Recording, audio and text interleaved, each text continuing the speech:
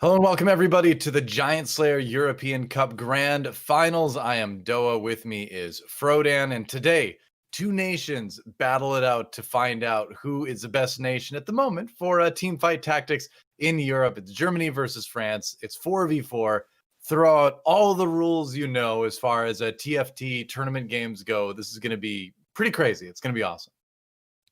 Yeah, today we're going to have a 4 versus 4 battle over the course of 5 lobbies, and all of the standings from each game will count towards points, and it'll just be one team versus the other. It's pretty unusual because we don't even have the format even like this leading up to the qualifying process, right? The Yeah. quarterfinals, the semifinals had 2v2, v2, v2, and now we're doing 4v4, so it's really interesting.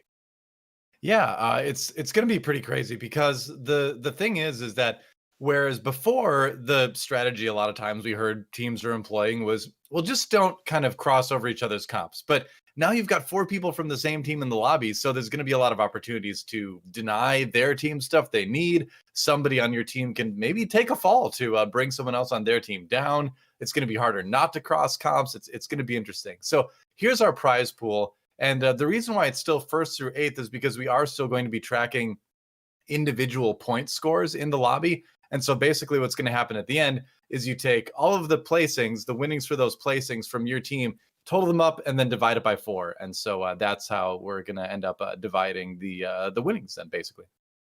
So Yep, it's a team that's effort. right. Yeah. Team effort, but ultimately we do give out some money, so there is some individual performance. And based off of yesterday, we saw the conclusion of the semifinals, which featured Germany and France. Right. While Portugal and Spain did not qualify, they definitely have done well to advance past the quarterfinals. And Portugal, quite possibly the Cinderella story of the tournament, cut just a little bit short. Team Germany, Team France, not surprising to see them. Team Spain, kind of surprising not to see them in the finals, but we only can have two teams. But Yeah. Portugal, what a run that they had over the past few weeks. They really did, and I think you do need to, as we see, it's Germany versus France today. As I think you do need to give some credit to Spain too, because there were other really strong nations like Sweden in this, and so for Spain to knock out Sweden and take a spot in the semifinals is still quite the accomplishment. But here are Team Germany versus Team France. You can see Germany is made up of Salvyyy, Sasa, DarkHydra, and Narkez. Meanwhile, Team France is Shinopavels, BenVK, Unid, and ToonTV, and it's going to be interesting. It was very, very close as far as the point totals. You saw it in the semifinals. So coming into this, both teams, like, there, as far as like how many points were scored, there's not a big difference. It's a very hard one to call, but I feel like I kind of have to give the edge to Germany just because they've got players like DarkHydra, Salvyyy playing really well. Their Achilles heel kind of seems to be Narkez at the moment, who's only scored a total of 37 points over all of his games so far in this tournament. So he's going to need to step it up, I think, for Germany to have the best shot at winning. Yeah, that's right. So here are the standings of what they would look like, or rather, these are the scoreboards at which we will update each player, of course, Right. competing on their own, but with their team. And there are things to consider, with 4 players in a lobby that all want to ideally place top 4 collectively. What kind of strategies will they employ? Are they going to take separate trees entirely? Will some people share certain things just because they feel like Mm. it's really powerful? Or will some player be even dedicated to potentially upsetting or griefing their other team play, or rather the players on the other team, right? If some people are trying to go for a reroll composition or really depend on some 3 stars, is it important for them to be scouting and relaying all this information and perhaps even counterplaying it whatever way they can? It's very Right. interesting.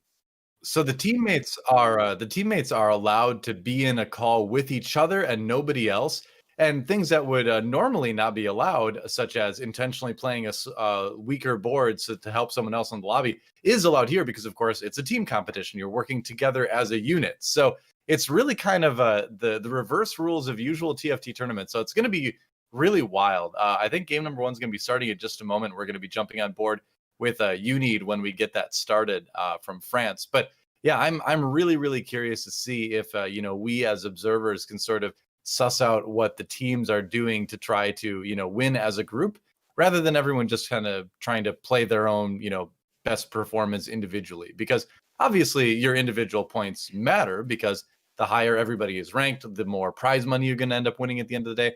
But there is a real chance, I think, for someone on the team to hurt another person on the other team by taking their stuff and throw a little bit to bring them down and get more people on their team higher. If you can take like the top 3, that's certainly worth it. So we're going to jump on board with Unid, and it looks like we're going to start out with a normal galaxy to begin things, which is great, actually.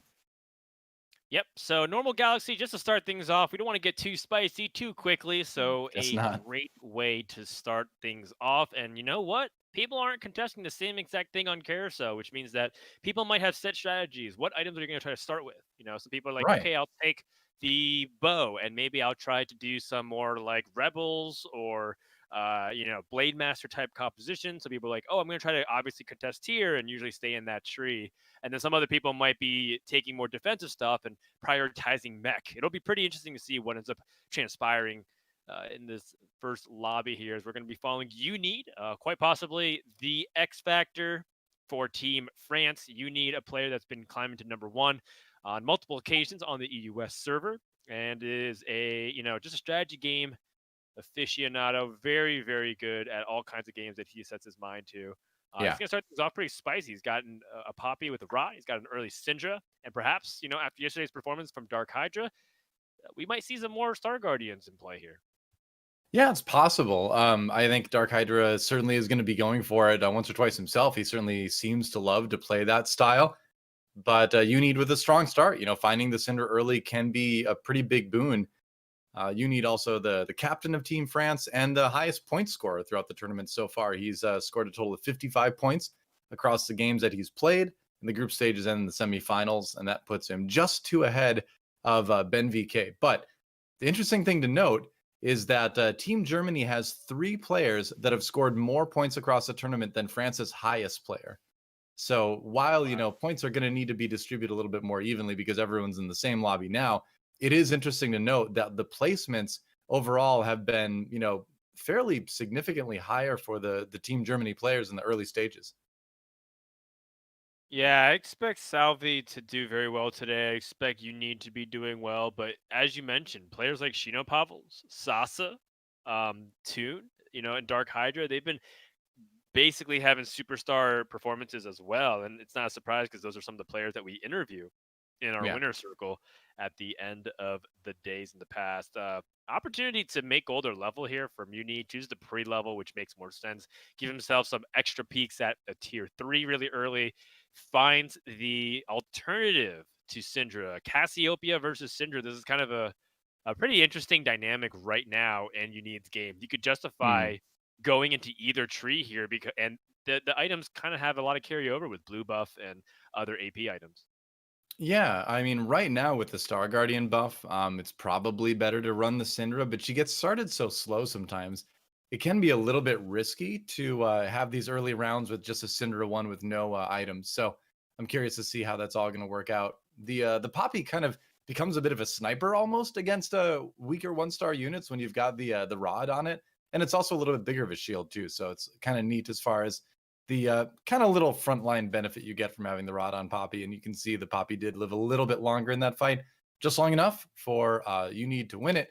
But it was over BenVK, his fellow Frenchman. So you don't want to take too many hit points off of everybody. I want to have to correct myself earlier. I said Unid was the highest point scorer on France. It was actually Shinopavels with a 61, so slightly higher there.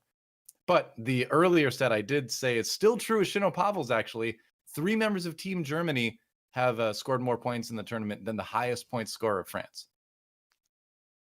DarkHydra, Yeah, I Sasa, think and Salvyyy, to be specific. that's some great information to go into it because not all of them can perform the best today, right? Not all of them True. can even necessarily grab anywhere close to the amount of points that they would like to because they're always contesting their teammates and they have to alter their strategies. When you have one other teammate in the lobby, you just have to kind of worry about one other composition. But now, like, pivoting becomes a lot harder because if you pivot into a composition that you're kind of being fed, but it is something that your opponents are playing or your teammates are playing, yeah, you are making life difficult for both of you. So Yeah. this 4v4 dynamic is quite different. And I think that we'll definitely be seeing lots of interesting yet awkward scenarios pop up here as Unid start things off with 2 wins in a row. Looks like DarkHydra off that Star Guardian train, at least for now, because he doesn't really have many good things on the bench to support that. But he is a player that when he sees that Syndra and he sees these Sorks, maybe he ends up going for a different strategy. Yeah, true. So, you know what I'm wondering is with four people from the same team in the same lobby, how good will one of these teams possibly be at tracking who everybody is playing against, and then maybe finding ways to know when you're going to have a round against one of your teammates, and then adjust your board accordingly? Like, if you track it well enough, you might be able to do that kind of thing and just like really minimize the intra team damage, I guess. So it'd be complicated, but you could theoretically be pretty good at it if everyone was pretty vocal about who they're playing. Someone was keeping track of it. It's interesting. Right. That's right. Who's like in charge of communicating to that? Because we did get clarification on rules of like teammates are allowed to, of course, be on calls together and Right. try to purposely weaken their boards if they like know that the three players that they haven't played yet are going to be players from their own team. And that's Yeah. another dynamic to pay attention to as well, which is in TFT. There's a general accepted understanding at high level that matchmaking is pretty deterministic on who you're going to play, but it's like a range of like 2 to 3 people, 3 to 4 people. Right. And so if you know those 3 people are your other teammates, you totally can just weaken your board just for one fight. Yeah. I wonder if we'll see that. If we come across a fight where like the boards don't make any sense, that's definitely the reason. Carousel number 2. And ToonTV grabbing the chain vest. I haven't been paying super close attention to the items that United's been having because I've been thinking so much about the different team strategies everybody could be employing. But chain vest, obviously a good item to use. And that could be something like a GA possibly later on. So we'll see. Yeah, all defensive carousels are pretty interesting right now, given that defensive items seem to be kind of just like all sliding into tier two there, except for one item, which is Shroud of Stillness. Shroud of Stillness seems to just be absolutely bonkers right now. Like you see people prioritizing building 2 of them before even building their first carry item right now. Uh, So with so many like vests, things available, I do wonder if we're going to start seeing an abundance of shrouds right now. Um, and the nice thing about shrouds too is that they elongate the fight. So if you do really want to try and maximize your teammates' ability, or the fights so that your teams can kill each other's units, usually shrouding each other's units end up leading to more even fights. right. Because you generally don't want a fight turning out like this one, right? Because now ToonTV did basically maximum damage to Unid because there weren't any kills coming from the Unid side. So that's a little bit awkward. Right now, Team Germany has 2 players in the bottom 2 in Narkez and DarkHydra, but it also has 2 players in the top 2 as well. So kind of an interesting breakdown with that. We're going to go check over with Team Germany and Sasa and see what one of the top players in the lobby is working on right now. All right, a little Cybers action, 2 gloves Hmm. and a vest. The vest could immediately go onto someone with the gloves to make a Shroud of Stillness, but we do know that double gloves are really important for the Infinity Edge and Last Whisper, Yeah. especially if you Oh. just like you just know there's going to be a player that also plays like a Vanguard Mystic style. So For kind of sure. funny, no opportunity to actually drop that shot onto your enemy's board here. Well, it's funny. Like I had a game earlier today when I was spamming some games on the ladder where I ended up playing a Cybers game. It started out with a Leona 2 with gloves, and I did build Shroud early on. And if you scout well enough, like man, that item makes such a massive difference. I know we've seen it in tournaments, but it's one thing like seeing it on the screen, and it's another thing like doing it in your own game when you're scouting around and like successfully hitting like huge shrouds. You're like, wow, this item is single-handedly winning me fights. So I think if he would have ended up in a fight where everyone was on the same side as his Leona, he might have been tempted to throw that down. But it's still not a bad idea later. But we'll wait and see what he gets from the Terror Boosters. Yeah, this is a really powerful early board because he has the ability to transition really nicely. He already has an early Wukong that Yeah, helps stabilize, and so the moment he finds Ezreal, he can just go ahead and replace Graves, and then he'll just be playing a very stable 2 Vanguard, 2 Chrono, 2 Blaster Cybers board, and that's good enough to go possibly to like a fast 8 as long as he just kind of adds to that board and maybe eventually replace Vayne and other units like that. Even finds another sword, or sorry, finds a sword so that he can have Infinity Edge. Some really good stuff here for Sasa. Yeah, picking up the Fizz for now. He can always drop that free economy later on, but that's something nice to have sometimes in the late game with a Echo. But yeah, I think the GA is great if you can find an Aurelia to put it on. Otherwise, it's not bad on the Wukong either. Although you kind of want those items to go to the Cybernetics champions, of course. He's just going to build an Infinity Edge with Illusion, and since that's Illusion too, I don't think that's a bad idea at all. But just hitting that early Wukong is such a nice boon for getting that strong early start, because you got the Vanguard, you've got half of the Chrono, like you mentioned. You can add the second half in fairly easily later on. Yeah, it's so interesting. I can't remember a last time in a meta where Guardian Angel has been like deprioritized so heavily. At least in Galaxies, Guardian Angel just from the very beginning of the set, even because Rebels were so dominant and you'd want to get the game plans cast off, GA was such a high priority for lots of units. And now, like in a lot of the Masters and GM Labs that I'm playing in, people don't even pick Guardian Angel off the full item carousels in stage 5 as a high priority. It's like the last wave of people, aka first place player, ends up picking it up a lot of times. That's so crazy to me, because it's still such a strong item, and I feel like the trend, if you do use it, has moved more towards putting it on a frontliner. You mentioned the Gangplank, like a Jace in Vanguard Mystic is a good recipient to that too. Yeah, there was a time when like you needed one or two on your board to really kind of be competitive, but I think part of it is that there was that brief time where like Shaco was huge, and as you can see right away from this game, Shaco is still a very dangerous carry, but and still a user of GA actually. But I think the fact that there's slightly less infiltrators in there, means that it's slightly less important. And there are so many champions that do so much damage in one shot that coming back from the Guardian Angel sometimes just doesn't really matter, because you instantly die again before you can do anything. So yeah, unfortunately, that item has kind of gone downhill, but still useful on certain champions, and Shaco is definitely one of them.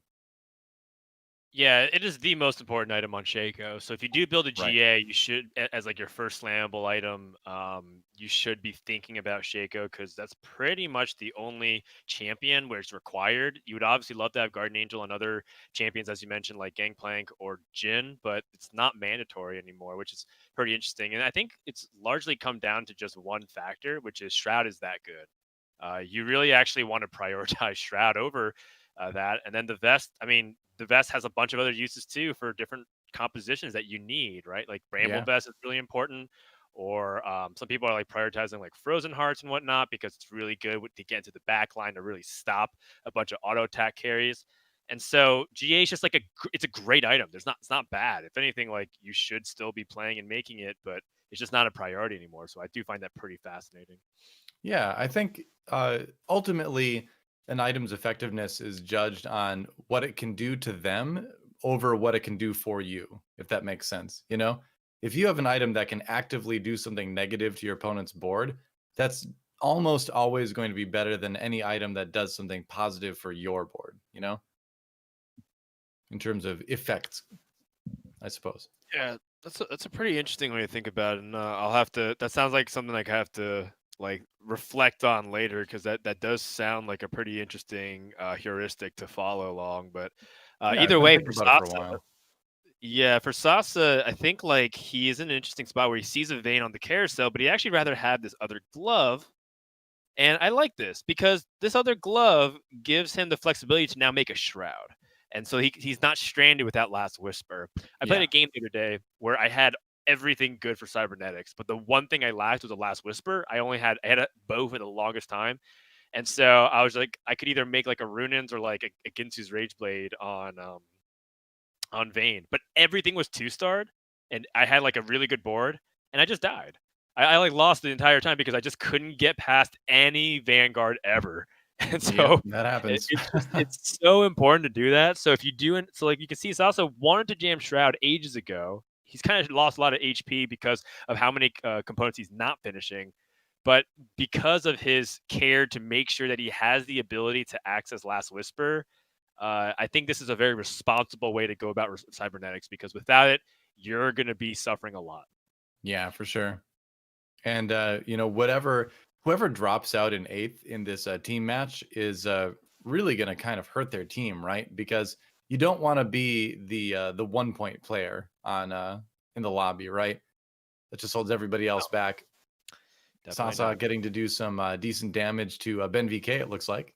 Able to win that round. And it looks like we're going to Yeah. swap over to Shinopavels, who's currently on top of the lobby from Team France. Yeah, there is. So I'm gonna make an analogy to another game that I think people may not be expecting to call it like a team esport or anything. But I actually have watched competitive Mario Kart played by teams before, and I think it's Hmm. really interesting because in those kinds of games, you're not actually focused at all about like everybody finishing top four. You're actually worried about finishing like seventh when the opponents on the other team are finishing eighth. And then you kind of like basically have this pairing off where like people are kind of stuck as if they're playing man to man defense in a way and just trying to Hmm. stay a little bit ahead. And so, yeah, you're absolutely right. Literally, no one wants to be eighth, but sometimes seventh, while the other opponent on the other team is getting eighth, is something to play for because you do get that slight advantage. And if you can just keep doing that in every single instance, you're going to pull really far ahead. That's a really good point, actually. That is that you don't necessarily need to be top 4. You just need to be one spot higher than one of the other people on the other team. That's a Yep. really good point. That's interesting. Yep. And that's the kind of stuff that's fun to think about with lobbies like this. Right now, we have France doing that exact thing to Germany, where every French player is just one spot ahead of every German player. If you look at the standings at the Exactly. moment, they've Yeah. got 1, 3, 5, and 7, and Germany has 2, 4, 6, and 8.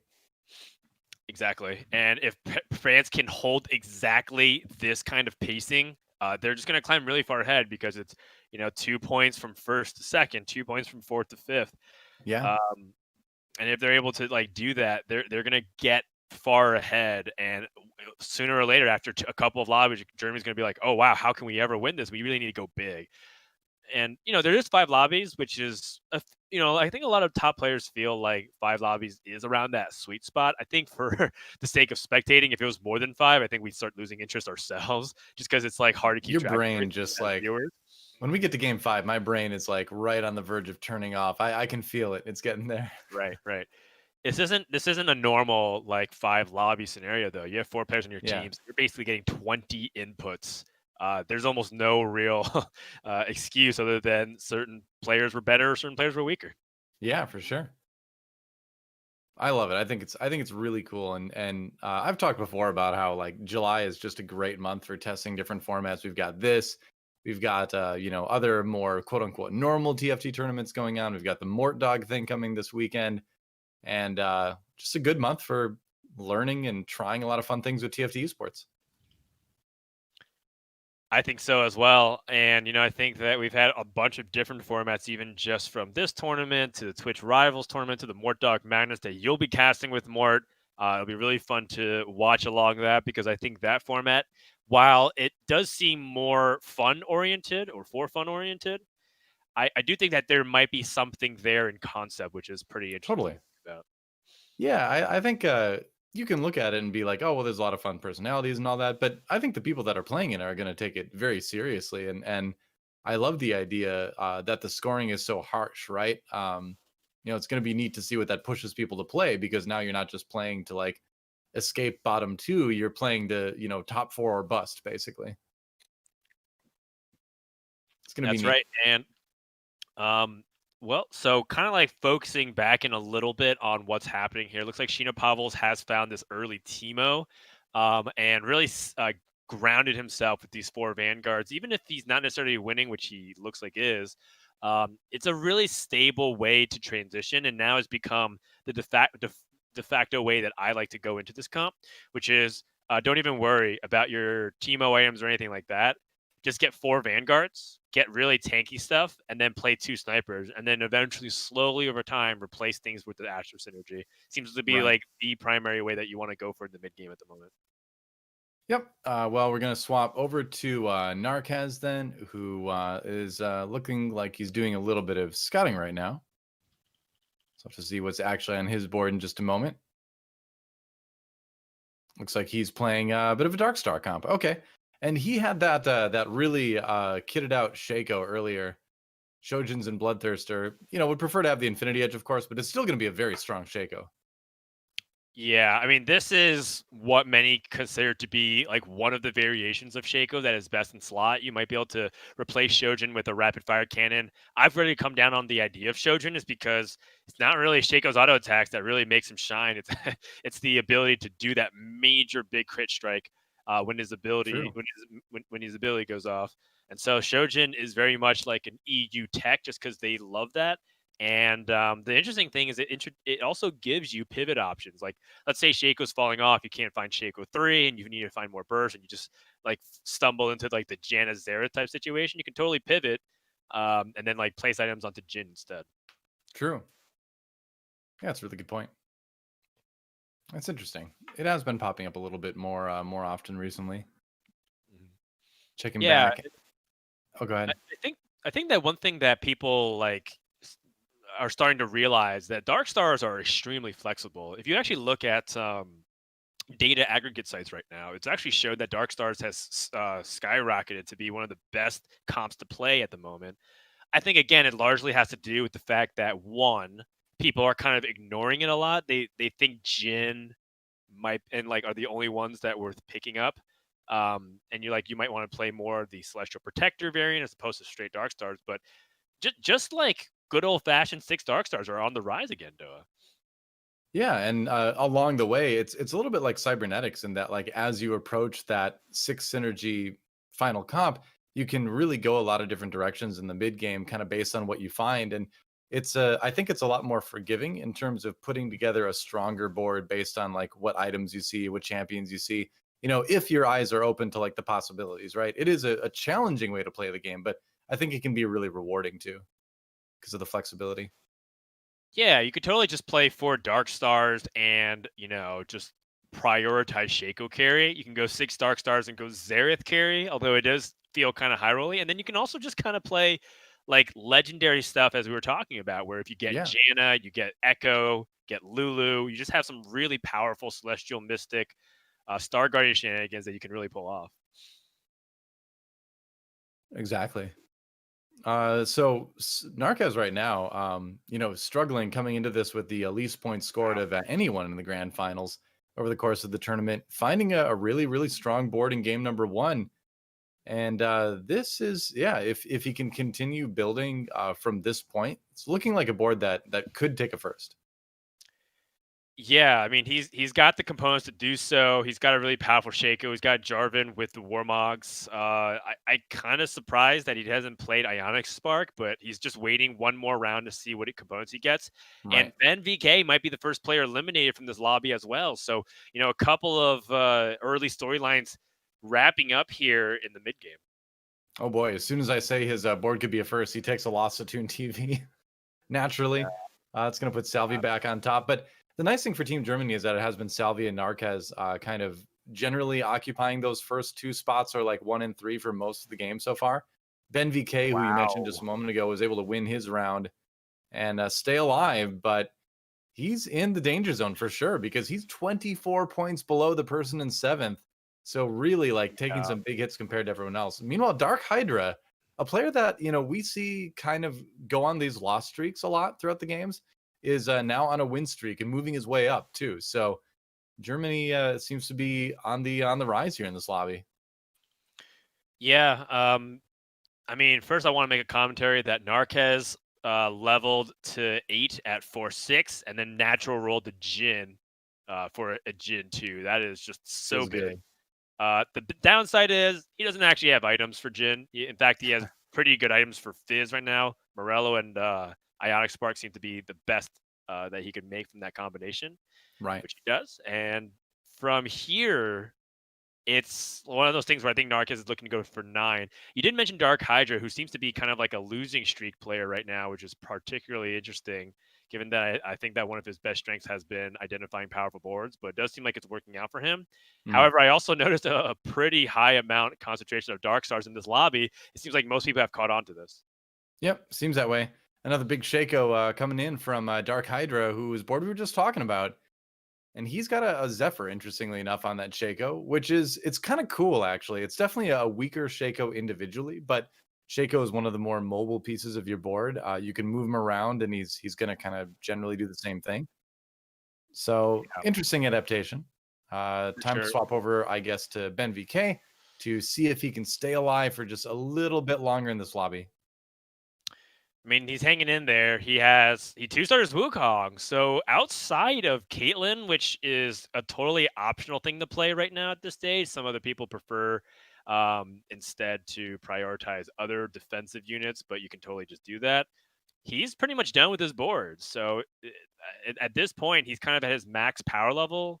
The issue is, it seems like he doesn't really have items completed outside of redemption and that vein. So this mech is gonna probably fall pretty quickly to that vein. But at the same Yep. time, how good is his front line with no completed items?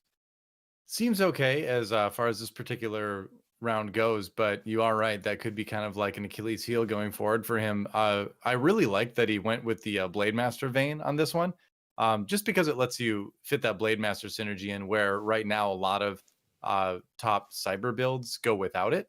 I think it's really good, and Vayne is definitely one of the best users out there of the Blade of the Ruined King.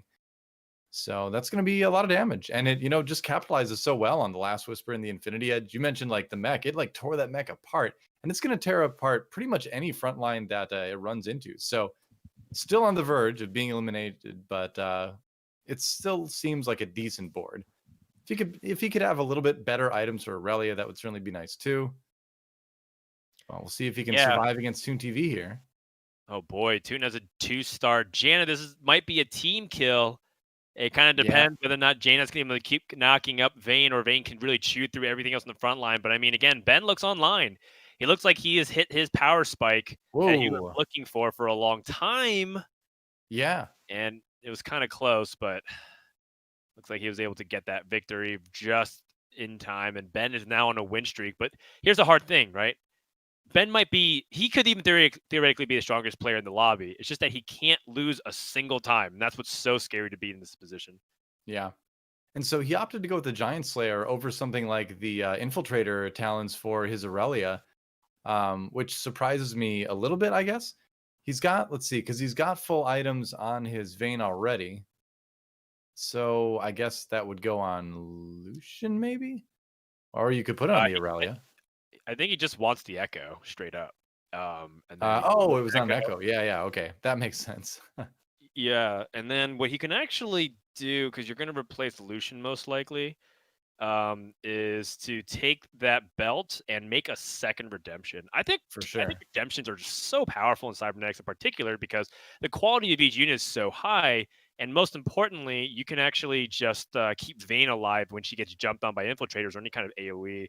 So I really like this second redemption make over something like, I don't know. Some people might like make red buff, find a Leona 1, replace it, put red buff on Echo. I think it's a little bit too greedy and optimistic. You're at 10 HP. Try to go with what works.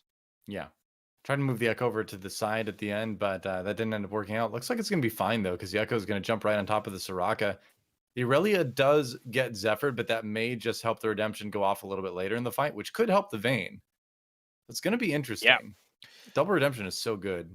So you may not even need it. Yeah, there's one. And that just kind of helps seal the deal. If he can take out the Shaco, he can, just barely. And that's big because that was also against DarkHydra. So it's nice to take a chunk out of the enemy team, too.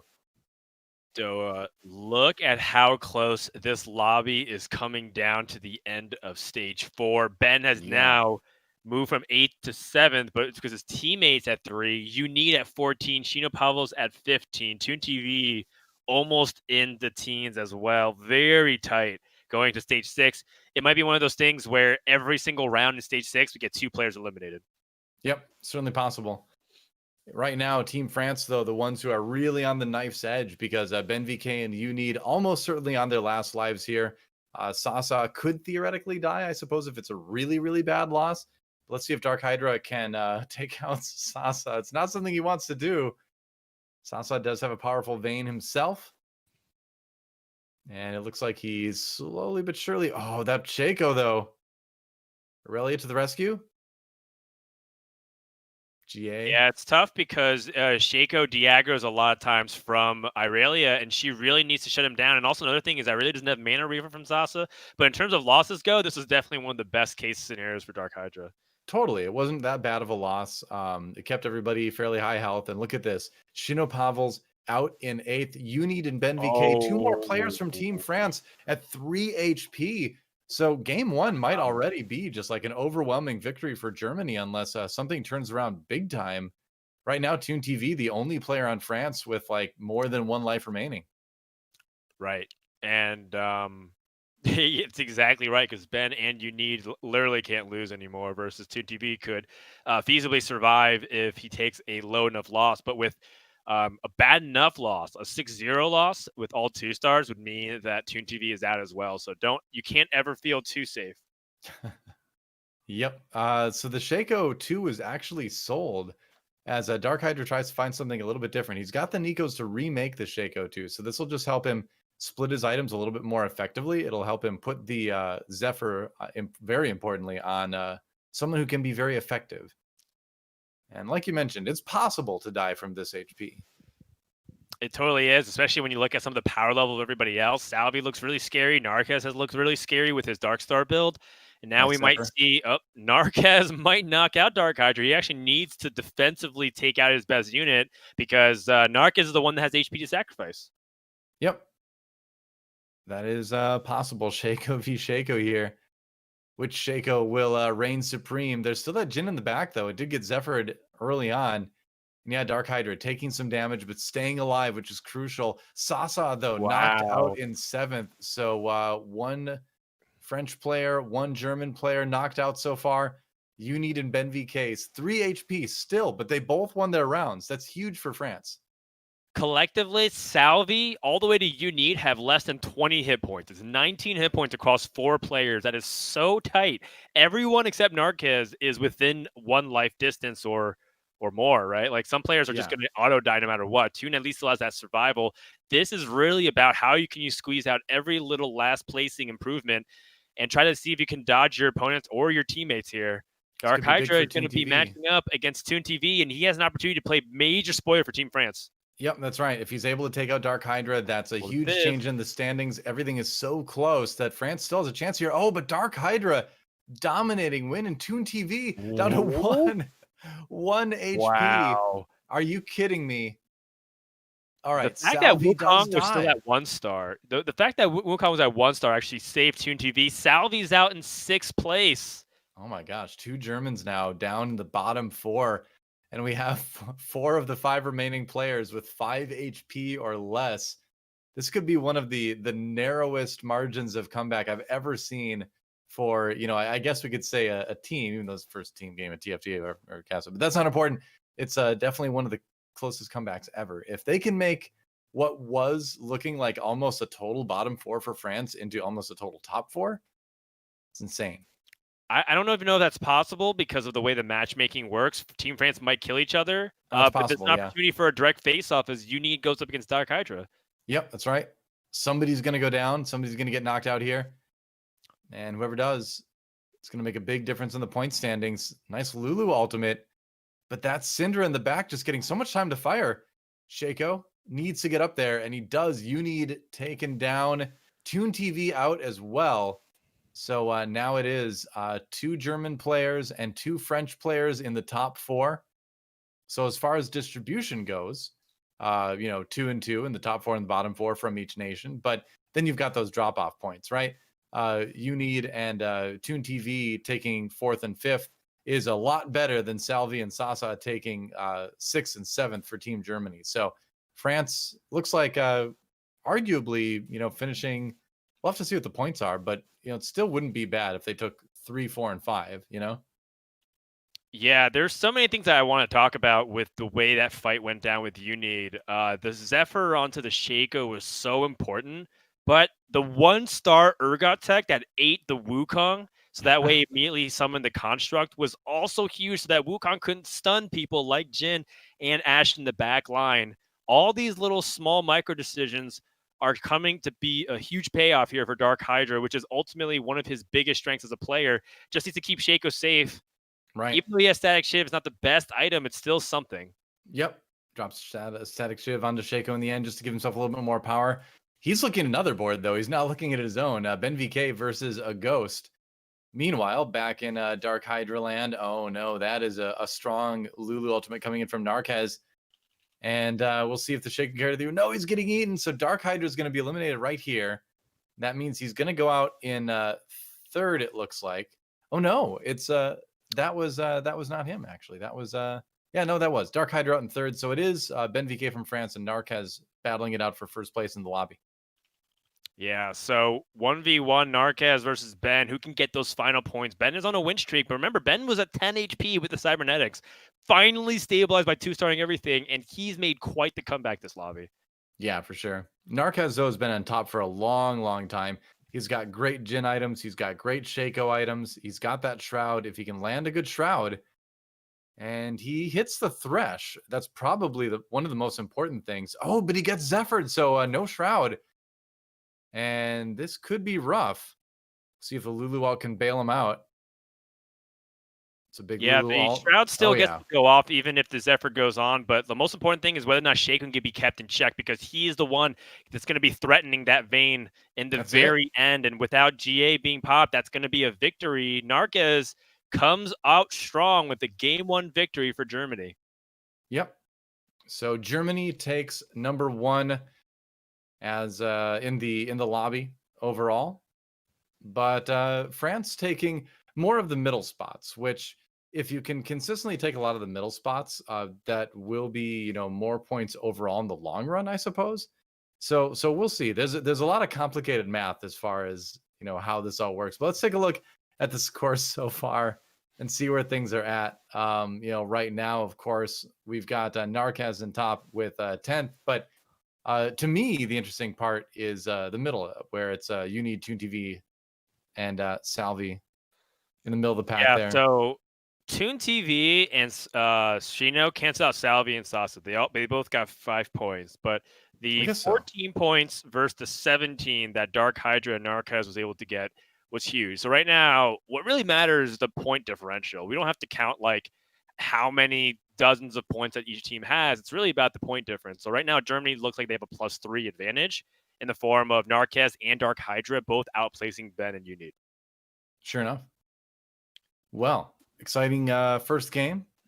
We saw a little bit of tech here and there to try to protect teammates and things, but overall, it was just a lot of really strong boards from Germany in these cases. Right. I'm not sure if we're going to take a look at the overall rankings or not. So there's a couple things worth pointing out. There are two trains of thought right now, which is people should be all playing different comps, or people should be playing the best comps as long as they're not super contested. And it seems like France is choosing strategy 1. They're all playing different comps. Germany chose a little bit of column A and a little bit of column B because both Narkez and DarkHydra played Dark Stars very effectively, being able to support multiple players at that top 4 level while being contested by a third player. So overall, it seemed like Germany leading towards just what is powerful at the current meta for today gave them that slight edge. And that's what you're going to need, right? Like this isn't something that's going to be won by 20 points, I hope. It's going to be something that's going to be slight incremental advantages from every single lobby. Right. And like you mentioned, the big break points, right, of first and fourth, where you get that extra point for getting that one higher position is, going to kind of be the thing that splits that or that increases that differential that we're seeing. Because, like we saw, only 3 points separating the 2 teams right now. But that can grow if you can grab those break point positions of like 1 and 4, theoretically. Yep, so here we go. Lobby number 2 is about to begin. That was a normal galaxy. We got to see Dark Stars, Cybers, Rebels of some sort, and Vanguard Mystics or some just kind of Vanguard Sniper, Astro Sniper variants. And, pretty much the gauntlet of what is currently good in the top lobbies. However, we did see some people try to like open early sorcerers. It really wasn't working out. And we do know that there's a couple of compositions out there that can really make a big splash. Blade Masters being always like on the table the moment you get extra resources, or even just Battlecast, which seems to regularly make its way into some of our lobbies. Yeah, I suppose we did see, one sort comp where we did see a fairly powerful Syndra, I think with kind of middling results, but it's another normal carousel. Interesting. Another normal galaxy, rather, for game number 2. Mm. So Toon 2 and normal ones in a DarkHydra row. fighting over the tier, and it looks like DarkHydra won that micro battle, so Toon has to go instead to the best. But I believe one of his other teammates has a vest. So this is kind of one of those things we're talking about, like a divergence of strategy where some people have to make do with the fact that they can't play that early game the way they want to because the other team's going to be setting up for the exact same thing. Right. Now we know DarkHydra likes those tier starts because he does like to play those sorcerer comps as well. But tier is just such a good item in general. It can work into cybernetics as a redemption. It can work into snipers. It can work into Vanguard Mystic. It's just kind of one of the best all-around items in the game. Even stuff like Frozen Heart is super valuable. Wow, the double Jarvan out of the gray orb. All right, that's not a bad thing to see. Can be Yeah. exciting. Um, I mean, Jarvan, I think part of the reason why Dark Stars are coming back is because people are starting to ignore Jarvan. Like, it's Hmm, the idea that Jarvan anchors your early game, and therefore you're more likely to win streak or at least have more health, which gives you the time to find the proper carries. And it just turns out Dark Stars are really good if you just choose, if you're able to lean into them. sure. And it's because everyone's kind of talking about the new kids on the block, right? 4 Vanguards are all what people are discussing, or the advent of Battlecast early, so you play like Alawi and you play a bunch of Rebel stuff. People have like somehow ignored what was good just a patch ago. Yeah. So could be a rebel start as well for a Narkez now that he finds a Zed and the Ziggs, but 2 Aris in the shop is really tempting. Ari 1 is powerful enough, but an Ari 2 can be one of those units that just carries you for a while. So we will see if they decide to do that. Because maybe you do give up the 2 Jarvans, because there were quite a few other Jarvans in the lobby. Yes, I mean Jarvan's again very solid. If you have Rakan and Jarvan, I would even play them just as 1 stars over like a 2-star Vanguard and another 1-star Vanguard. Yeah, totally. Just because the early game synergy is also really powerful with whatever it can scale off that attack speed. Huh. Um, Wow. And a Poppy too, and a Nautilus in the shop like that with with an Ari. So he has a Nautilus pair. He's got the 2 Poppies. Yeah, the game certainly seems to be telling him to play this. It's hard to argue when you get shops like that. That's right. So this is like one of those instances where I was like, well, if you have like the 2 Vanguards, one of them being 2-star, one of them being 1-star, I would still play Jarvan Rakan, but Rakan isn't there. So Yeah, go with what's guaranteed. And also, I mean, it's a powerful opening. Sorcerers, Star Guardians with some like Vanguard splash in there. It's a pretty powerful opening that can really fight its way on the board and most likely kill off a couple of units. You're rarely going to get blown out 3-0 unless your opponent has a really powerful board. yeah, for sure. And that's kind of the big thing is that early game right now, it doesn't really matter if you win or you lose early. It just matters that if you do lose, you don't lose a ton of HP, and then you can kind of like, use that to boost the economy, right? So wow, and he finds the RA2. That Great art, so big. that is very strong, yeah. And again, like not a ton of items for it. And I know he's feeling tempted to drop the rod on it, but I wouldn't yet because that's something where you could turn it into a Morellonomicon maybe, and like then yeah, I would put on the RA, but it could also just be an Ionic Spark too. So is as awkward as it is to not use those items yet, I think it's good to save them, honestly. Yeah, I think so as well, given that we still don't really know where his comp is going, although that sorcerer, that Ari is a great item holder for pretty much anything that you want to do late game, or even just be your carry for until stage 4. There's a Yeah. lot of options, but Narkez still doesn't even have like a single tier.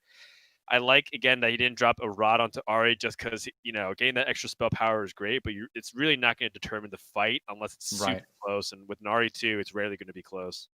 I finds another RE.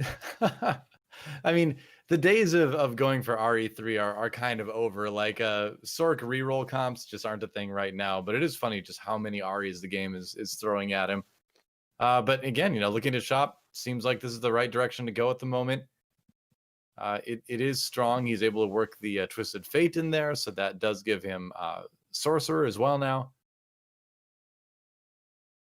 Yeah, I think I like that Ahri positioning a little bit better. I was gonna say, like, if he's gonna play his tanks up in the front, he probably wants to move his Ahri down, just because of the way units tend to sort of wrap around. You know, if you follow the mismatched Socks Ahri philosophy, which I think is a correct way to play the unit.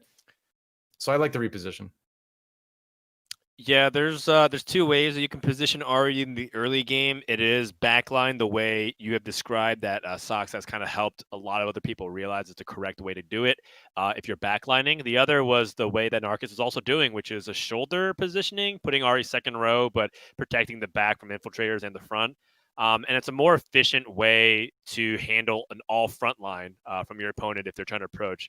So, Right. just having options is what's important. It's not like one positioning is the way you're supposed to do it every single time.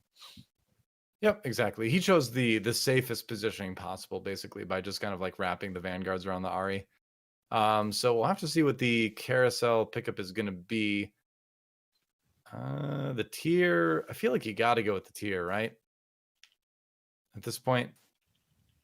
I actually Huh. would really prefer a belt of some kind, just so I can get Morello onto Ari. But Yeah, it wasn't an he option ends up for him, going. unfortunately. Yeah, I think just another rod is totally fine to put Death Cap. Or actually, what you could do is you could place Ionic Spark and then save that rod for something else. So now you don't have to feel bad about using that rod for Ionic Spark because he's winning. So Yeah. he ends up He using it built. for Death Cap, but the option was really there because it's the same thing as what we saw in the previous game, which was that Sasa really wanted to play a Shroud, but he didn't want to give up his second glove to do so. But this is totally fine as well. Yeah, it's a lot of power, at least. In terms of utility, like late game, I think like a Morello's or an Ionic Spark is going to probably get more mileage. But if you want to keep win streaking, just raw stats, raw power that the death cap gives you it's hard to argue with. There's an RE1 on the other side, but yeah, that RE2 is going to be doing a ton of damage. Yeah, I argue the opposite effect. Right now, I think the death cap is for late game. If you want to play for early game, you tend to Really? play Ionic Spark first. Yeah, just because Ionic Spark tends to fall off a lot when people start playing Mystics. It's like Sure. you I reduce their mean, magic resistance and it's less useful. I wouldn't play the death cap ever. I would always go for the Ionic Spark early on, or go for like a Morello's if I had access to the belt. I'm kind of down Yeah. on death cap right now in general, but maybe I need to reevaluate it. Who knows? No, it's totally fine. Like death. So what it is I think that is you know watching players take a lane. Because remember, he totally would like to probably optimize that stuff and play the comp that he wants, but Sure. at the same time, he has to keep in mind his teammates. And Starguard Sorcerers isn't really contested, and they do really want to use things like that death cap. So I think that's totally fine if that's your mentality of like, okay, this is the lane that I'm going to pick, and it's competitive, and I'm just going to stay the course. Speaking of competitive, how about a Shojin's Bard? Like he is going to be farming the meeps like crazy. And that's going to be huge because if you can have one of the players on your team be able to go for that fast 9 with all the legendaries, go for that comp, that's going to be great because you're going to be, Yeah. destroying the other players on the other side. You're going to maybe get a first. You're going to take some HP loss early, of course, Wow. but that's just kind of what Bard generally does. And that's okay. This is very close to my favorite synergy in the entire game, early game, which is the Jarvan Rakan Bard, and I like to play the Karma just to add even more tankiness and give more attack speed to Bard, and you get the Yeah. Dark Star bonus.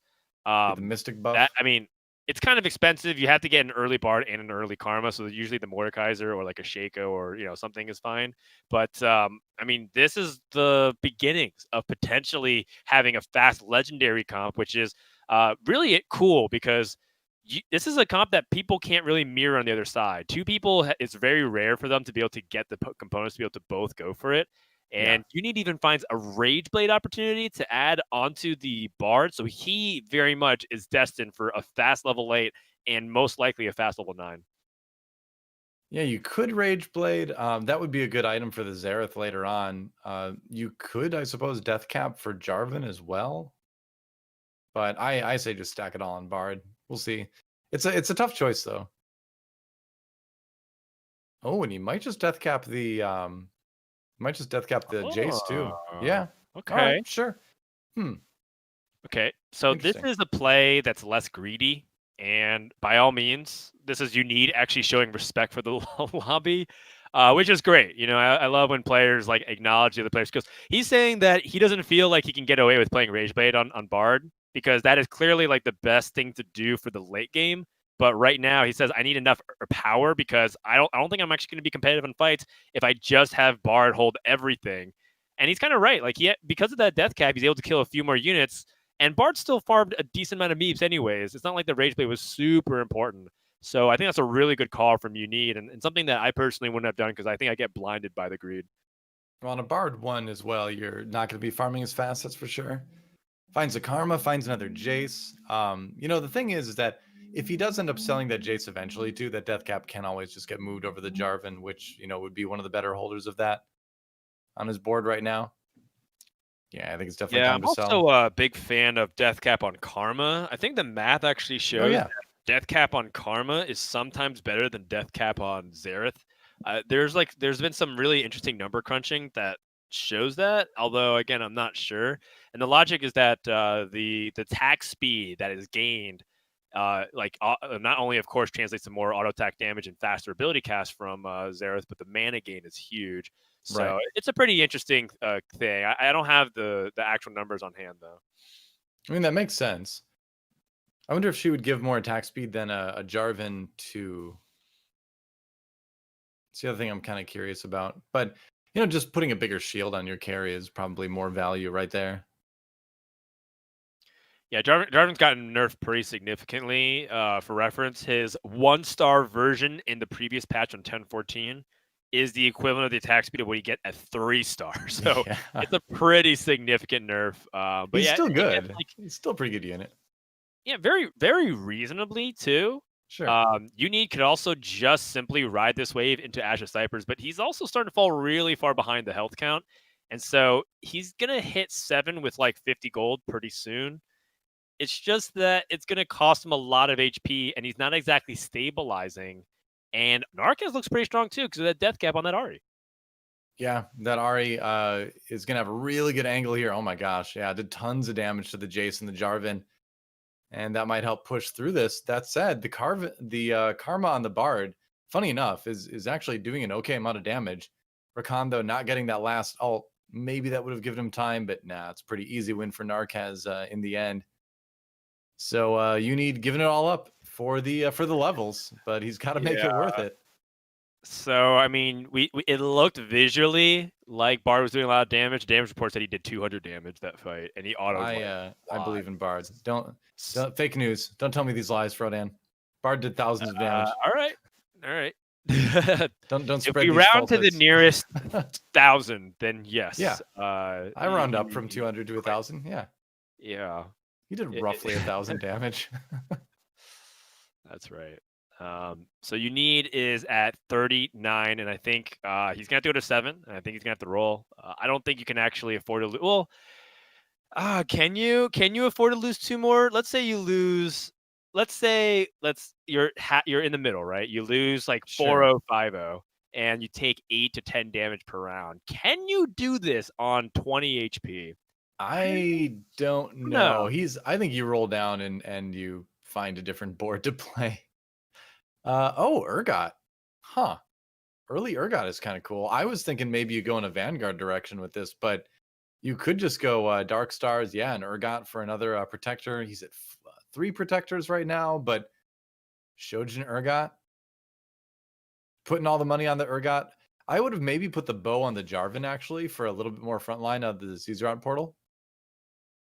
But I think it's a little bit of desperation right now. Yeah, I like the Urgot. I think that's like, these legendaries at 7, they actually have high impact whenever they are like in the right comp, like even at just 1-star. Aurelion Soul is really powerful. Thresh at 1-star at level 7 at stage 3 is really powerful. Echo to complete the cybernetic stuff. Urgot's the same way, and I think a lot of people saw like the big nerf to Urgot or the change and said like, Urgot's just like nowhere near as good, but that is totally false. Urgot is still Oh, very sick. yeah. He's great. Especially with the Shojins. It's so strong. But we're going to watch Salvyy's board for a little while now. And Salvyyy himself doing a bit of scouting here. So we'll have to see what he's playing.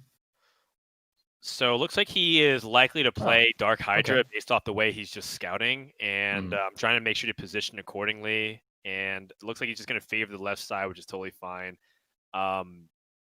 Also, Salvy's just kind of playing. He wants to play mech, but DarkHydra has mech, which is pretty interesting as well.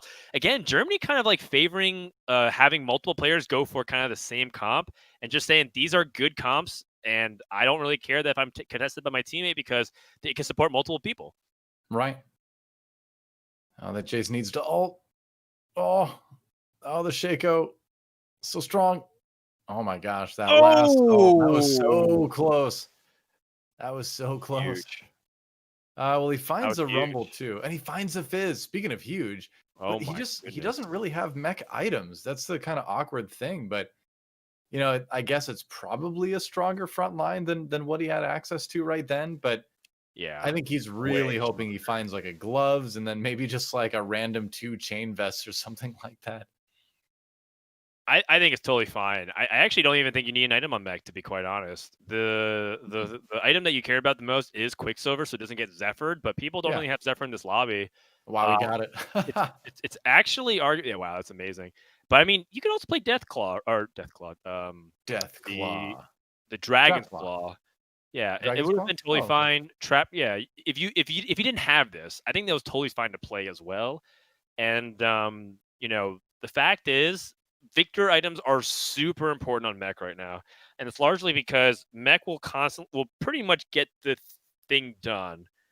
It's going to cast, it's going to draw aggro, it's going to die, it's going to weaken a bunch of the board. But you really need to make sure Victor casts, and you need to make sure that he has Morello. So Morello plus some kind of mana item are mission critical a lot of times for this composition.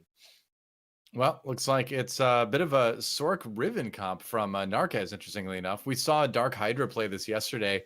Seems to be a bit more popular in EU than it is in NA. I haven't seen Riven for a long time, but she is coming back. And you can see why.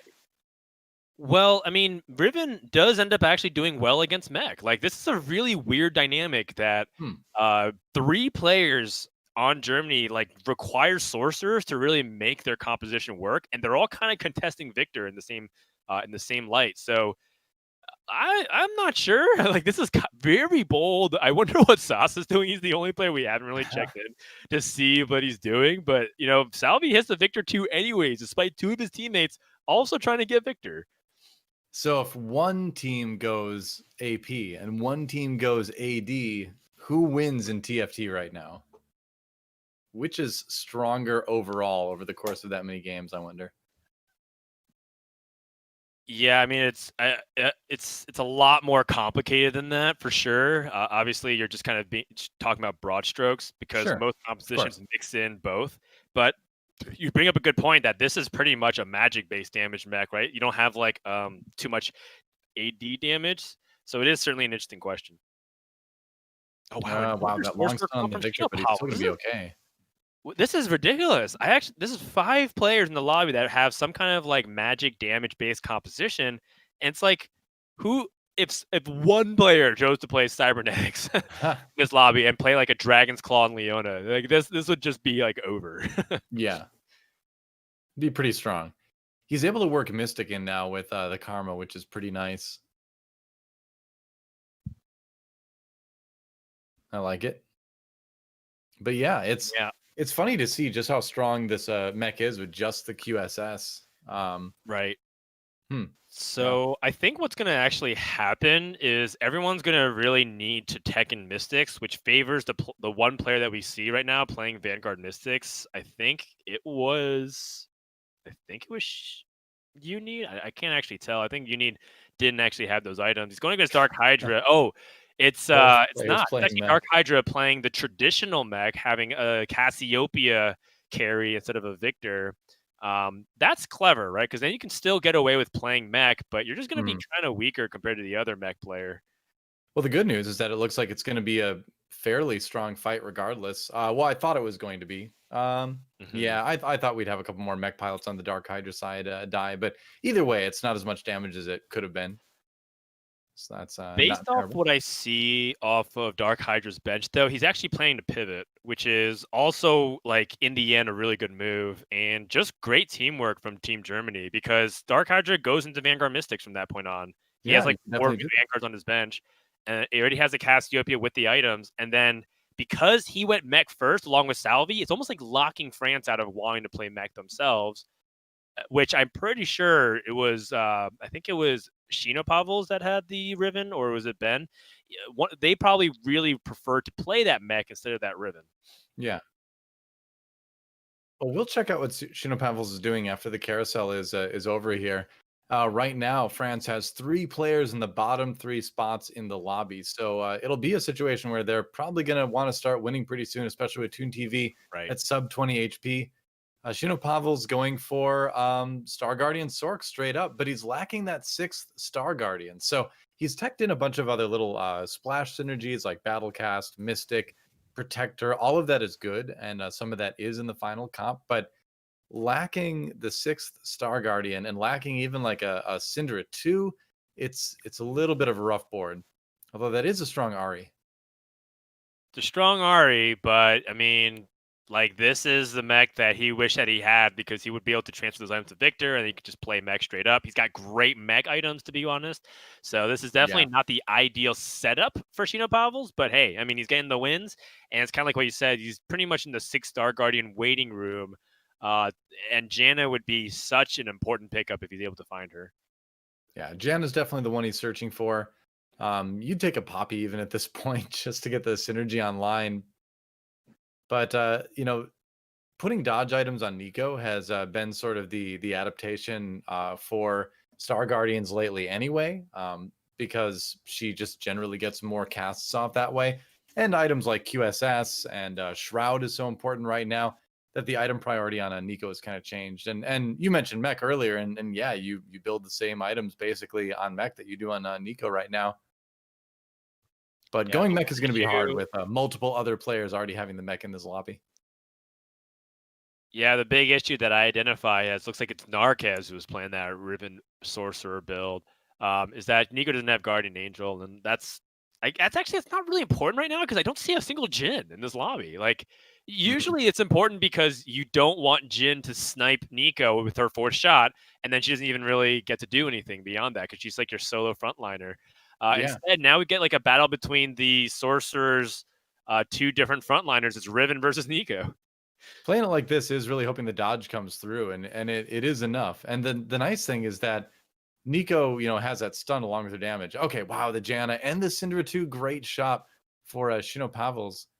But yeah, I would say you can risk swapping out the Karma. That's just so much more damage that it's probably safe to lose Mystic at that point.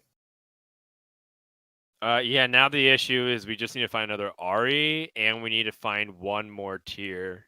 If we can get those 2 things, Shinopov will be cooking with gas finally, but it does seem like he's just right, very fairly middle of the pack. I don't think it's like a super dominant board, but at the same time, he's not like particularly weak. Right.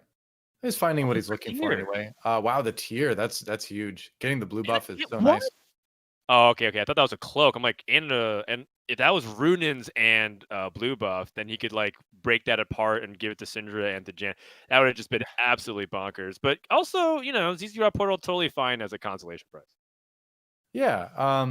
He doesn't have a great Zezrot portal user right now because Jarvan is still 1 star.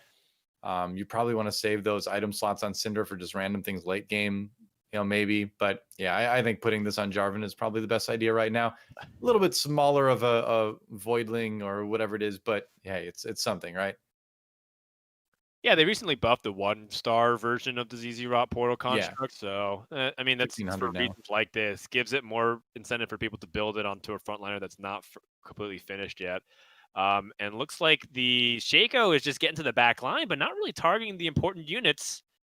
Yep, Finally starting to getting make way to stunned. Nico, but she gets a stun again. That gives Ari a little bit more Oh, time to cast. Shaco dodged that tornado though, and the Jin was just untouched in the back line. And also, Jin with the Trap Claw is kind of kryptonite to this comp, right? Because if Ari or Syndra touches it, it just stuns your carry, right?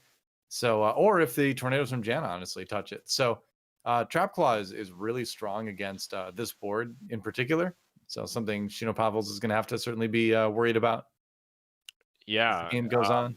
I mean, also just long term, it's a Jin. Jin is really good Yep. versus this cop. So, BenVK, like it feels like he was like one of the few players actually playing a damage based composition with a Jin. Should be able to, as long as it doesn't just get repeated dodge, will be in a good position. Salvyyy going up against Shinopavels in Ooh. the Battle of Casters. That mech, though, Jan is not going to do a whole lot against that. And the Titans Resolve stacking over and over again. Yeah, that is a really strong port from Salvyyy against that comp in particular. Don't really have a good way to get rid of the mech, and then the Victor in the backline had great items. ToonTV on the Wow. verge of being eliminated. You need as well, extremely low health. Yeah, 2 French players below 10 HP and 5th place as well. Finally finds another Victor. Again, this is the lobby where everyone has decided they want to play Victor, but only 4 players can claim Victor at 2 stars. So the Xerath is found, and ideally you'd be running that Xerath instead of the Victor, but it's only a Xerath 1, so the Victor is still going to be better, but maybe you just give up Star Guardian here. Go for a bigger Sork build. Yeah. All right. So he's going to put the items on the Janna. That's hard to argue with. This is 5 Star Guardian, 3 Sorcerer, kind of one of those forbidden combos. I'd actually rather just play Aurelion Soul over like a Zoe at this point, but it's totally fine because Shinopavels looks. Well, hold on. Let's see how this backline's able to generate damage with that Urgot from Unid. But it looks like That Unid's Urgot is scary. struggling to get online. That Urgot is just not dying. Jeez. Okay. This Urgot, is he really going to eat the whole team? Oh my gosh. Yeah. Oh, I think he's out of damage. Shino has like CC, but he has no more damage. And now Urgot's just casting free at this point. Yeah. That hurts. It hurts to watch. And Toon is out. So incidentally, I think Shino weakening his board was a really good move because it gave Unid a chance to survive. But France is basically a slim pickings. 2 more players on the verge of exiting bottom 4. Yep. And starting off the first 2 games like that with having a negative deficit on the team side of things is not the way you want to go.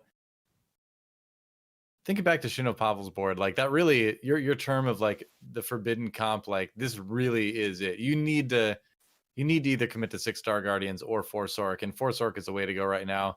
I would even put the Xerath in over like the Karma too, maybe over the Soraka. Just anything I could do to get 4 sorcerers.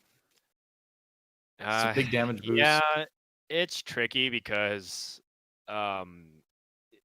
if you do play Xerath, you do want to play Karma because the Dark Star buff is very relevant. But you have no items for Xerath. I would take Soraka out then. Your stuff is so fragile that the heal may not be that good. He sells his Victor too. Oh boy, this looks like an act of desperation. It was, yeah. Tried to find the Xerath too, like any way he could. Xerath 1 without items, not going to be strong until it gets buffed by that Janna, but the Shroud hits. And that Xerath is just so fragile as well. Luckily, nope. Yeah, so Sasa kind of gets away with the fact that literally no one else is contesting him for his units, and Shinopavels out in at least bottom 4, maybe could improve. Now watch watch that side of the screen. If Unid goes out, then that's 3 French players out in the bottom 3. Unid really needs to win this round. I'm still waiting, still watching the side. Apparently it's a long combat. I mean, he has a grinder kind of composition. He really wants to make the battle last a long time so that Urgot can eat everything over the duration of the battle. So I mean, it's going to be a dramatic finish for his fights no matter what. Hop on board DarkHydra, who looks like.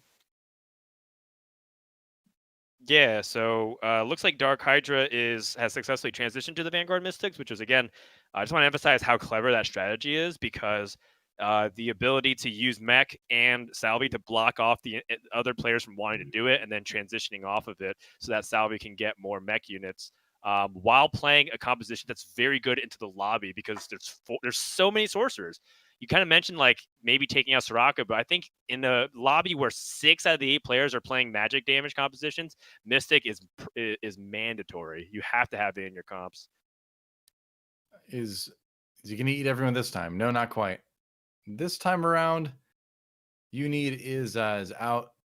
There got not enough. DarkHydra sending another French player down to the bottom 4. So we have our top 4, and only Narkez from Germany is out. So 3 Germans and just BenVK in the top 4 of this lobby. So no matter how this shakes out, really, really strong game from Team Germany. Yeah, this is brutal. Redemption for DarkHydra. That's nice. I actually really like the Battlecast onto Wukong. I think that actually might be very subtly one of the best Battlecast users in the entire set. Oh, So I definitely. like that inclusion and give a slight little buff to Cassiopeia. Yeah, I agree. I mean, when Wukong spins, he hits so fast that he'll proc that Battlecast buff pretty quickly. DarkHydra just with a pretty typical strong late game Vanguard Mystic comp. Has the Thresh, has the strong Thresh board. That's what you're looking for. If he can find a Thresh 2, then he'll be in even better shape. Yeah, there's no need to get fancy with anything. When so much of the lobby plays one type of damage, just play whatever is good against it. Hmm. There was a lobby that I played where like again, like 6 or 7 out of the 8 compositions were like damage based stuff. Like they wanted to play cybers and rebels and whatnot. And so like the player that played 6 vanguards just crushed everybody. It was like 90 HP, and then everyone else was at like 30 or 20. This is really good recognition and from DarkHydra based off how the way the lobby's panned out. And it's not surprising that the one player from France that chose to play more of a standard composition seems to be the only one alive in top 4, but maybe not for very long. Yeah. I had a game earlier today where like 6 people in the lobby played Jinx comps or tried to, and so I was like, all right, well, let's go 6 Vanguard and cruise to an easy second. So Yep. DarkHydra winning another one. Yeah, and it's almost to the point where DarkHydra is just too hard to kill for like Astro snipers because he just has too much meat, right? Like he's got Thresh that can pull a bunch of other tanky units. He's got a Thresh 2 option here as well. That's huge. Yeah. And that's really big because the concern that you've got, when you've got the Thresh 1 is that somehow it gets blown up before it can, pull things in. And then suddenly you're just your level 8 Vanguard Mystic board and it's Wow. not that strong. But Thresh 2 now, that's really, really nice for DarkHydra. Yeah, Sasa hits the Vein 3 and he queues up into him immediately. Pretty typical. I think DarkHydra actually is totally okay losing this because he's at 32 HP. It's Oh yeah. essentially like waiting for Salvyyy to potentially eliminate Ben.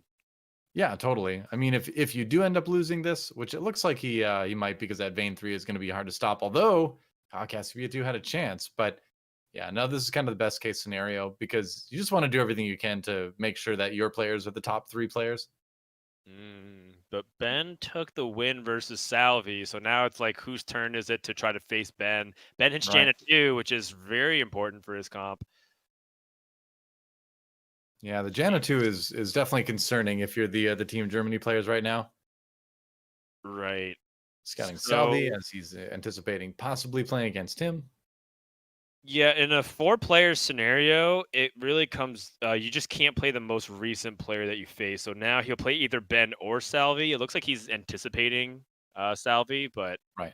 Salvyyy also looks very strong. Wow.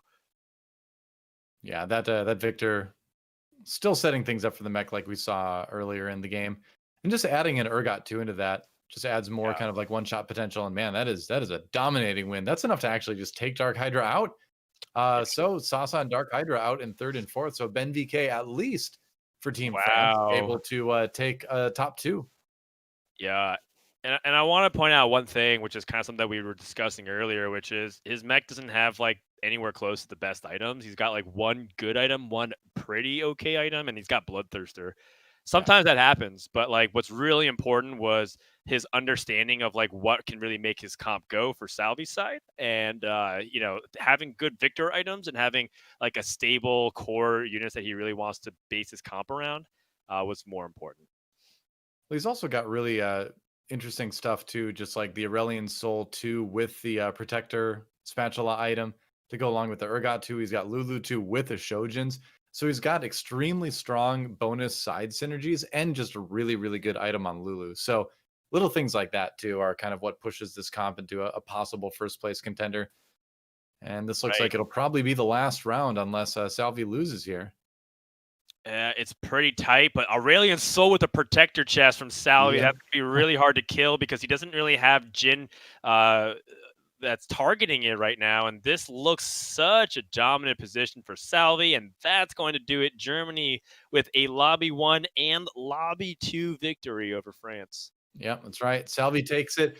At least, for Team France, they were able to get BenVK up into second place. And, that gains them, a couple extra points potentially. Obviously, second is a lot better than fourth. So it's something anyway. But any way you slice it, France certainly seeming like they're struggling a little bit early on in the finals. We've still got 3 more games to go, though. So plenty of time for France to come back and win this. It's far from over, but a really strong start for Germany. Yeah, Germany looks really dominant in the second lobby. The first lobby was really close, and it just seemed like they had a couple placings better. But game number 2 just felt like France didn't necessarily have the best kind of coordination because it seemed like they were contesting each other as well as contesting Germany. Remember, 6 out of these 8 lobbies was like heavily on the magic damage. 1 player played Cybers. 1 player played any kind of Jhin sniper composition. Everybody else was like looking for Victor or any kind of sorcerer comp that would back it up. I guess Unid had a little bit of a different comp too, but he was struggling too since he was taking so much damage.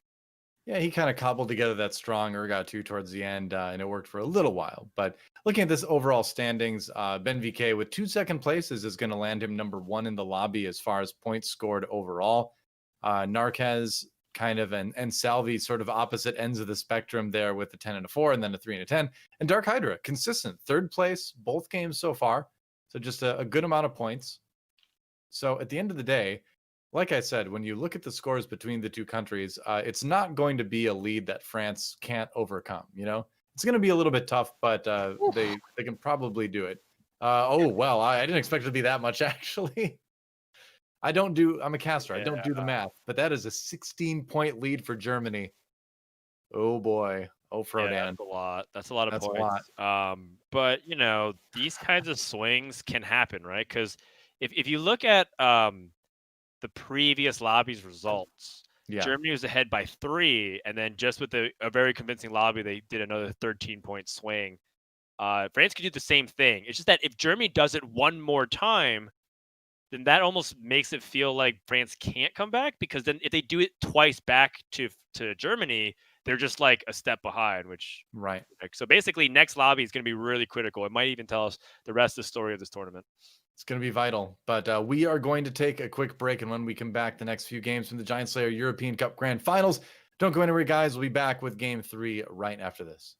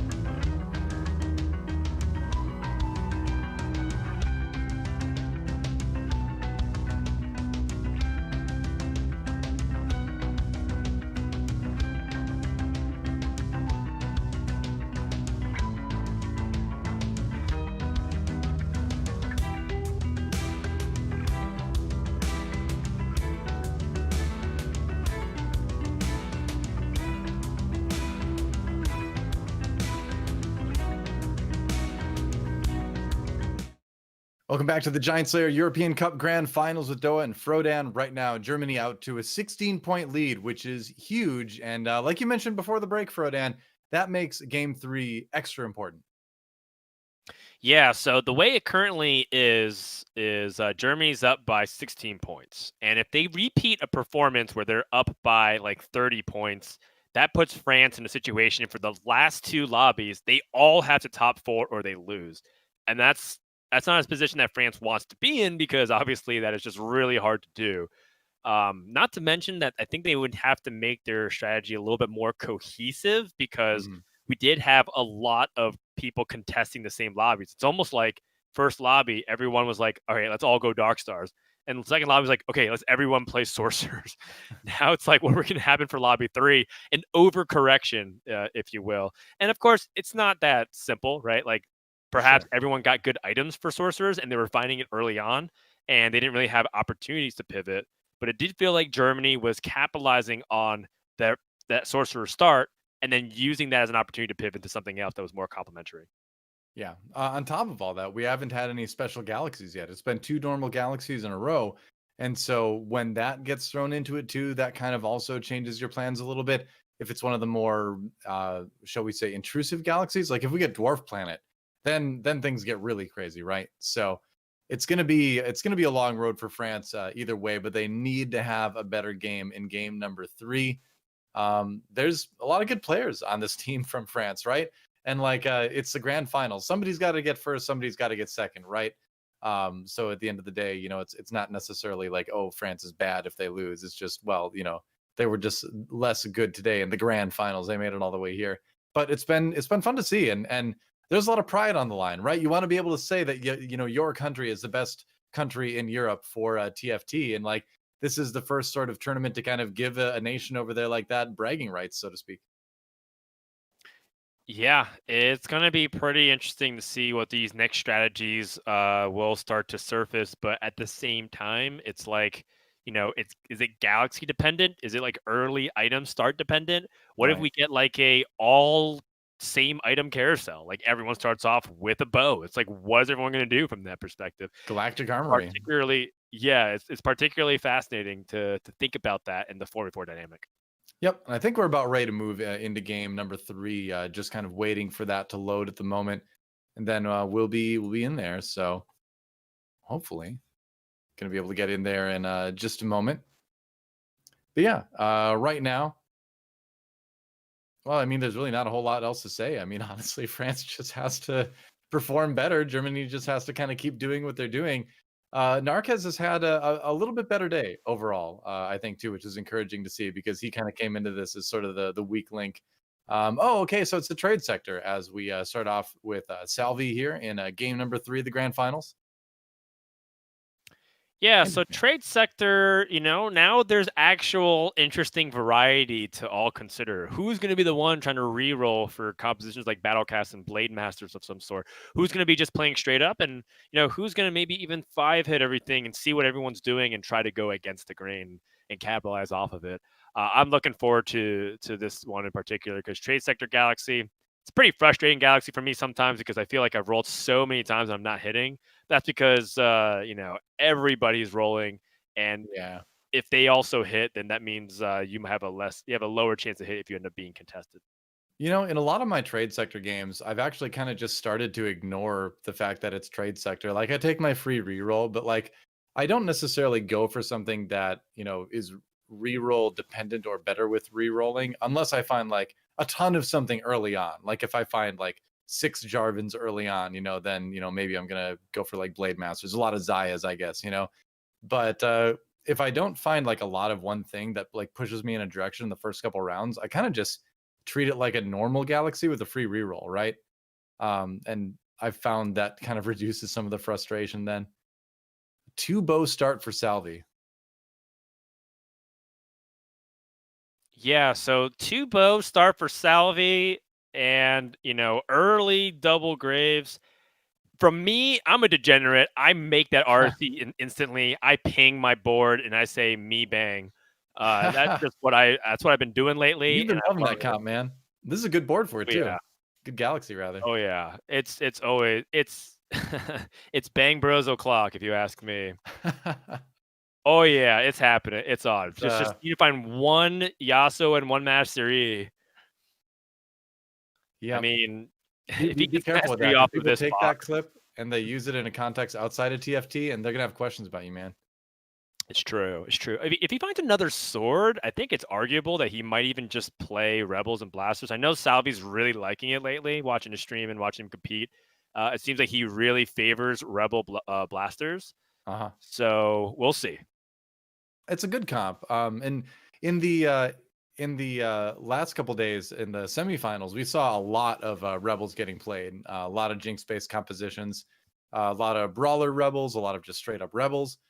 So Wow. it wouldn't be surprising he finds the Ziggs too. But after he finds the Nocturne too, yeah, I think you still have to build the Ziggs too and just go for your 3 2 stars. So 0 synergy, but a lot of stats here.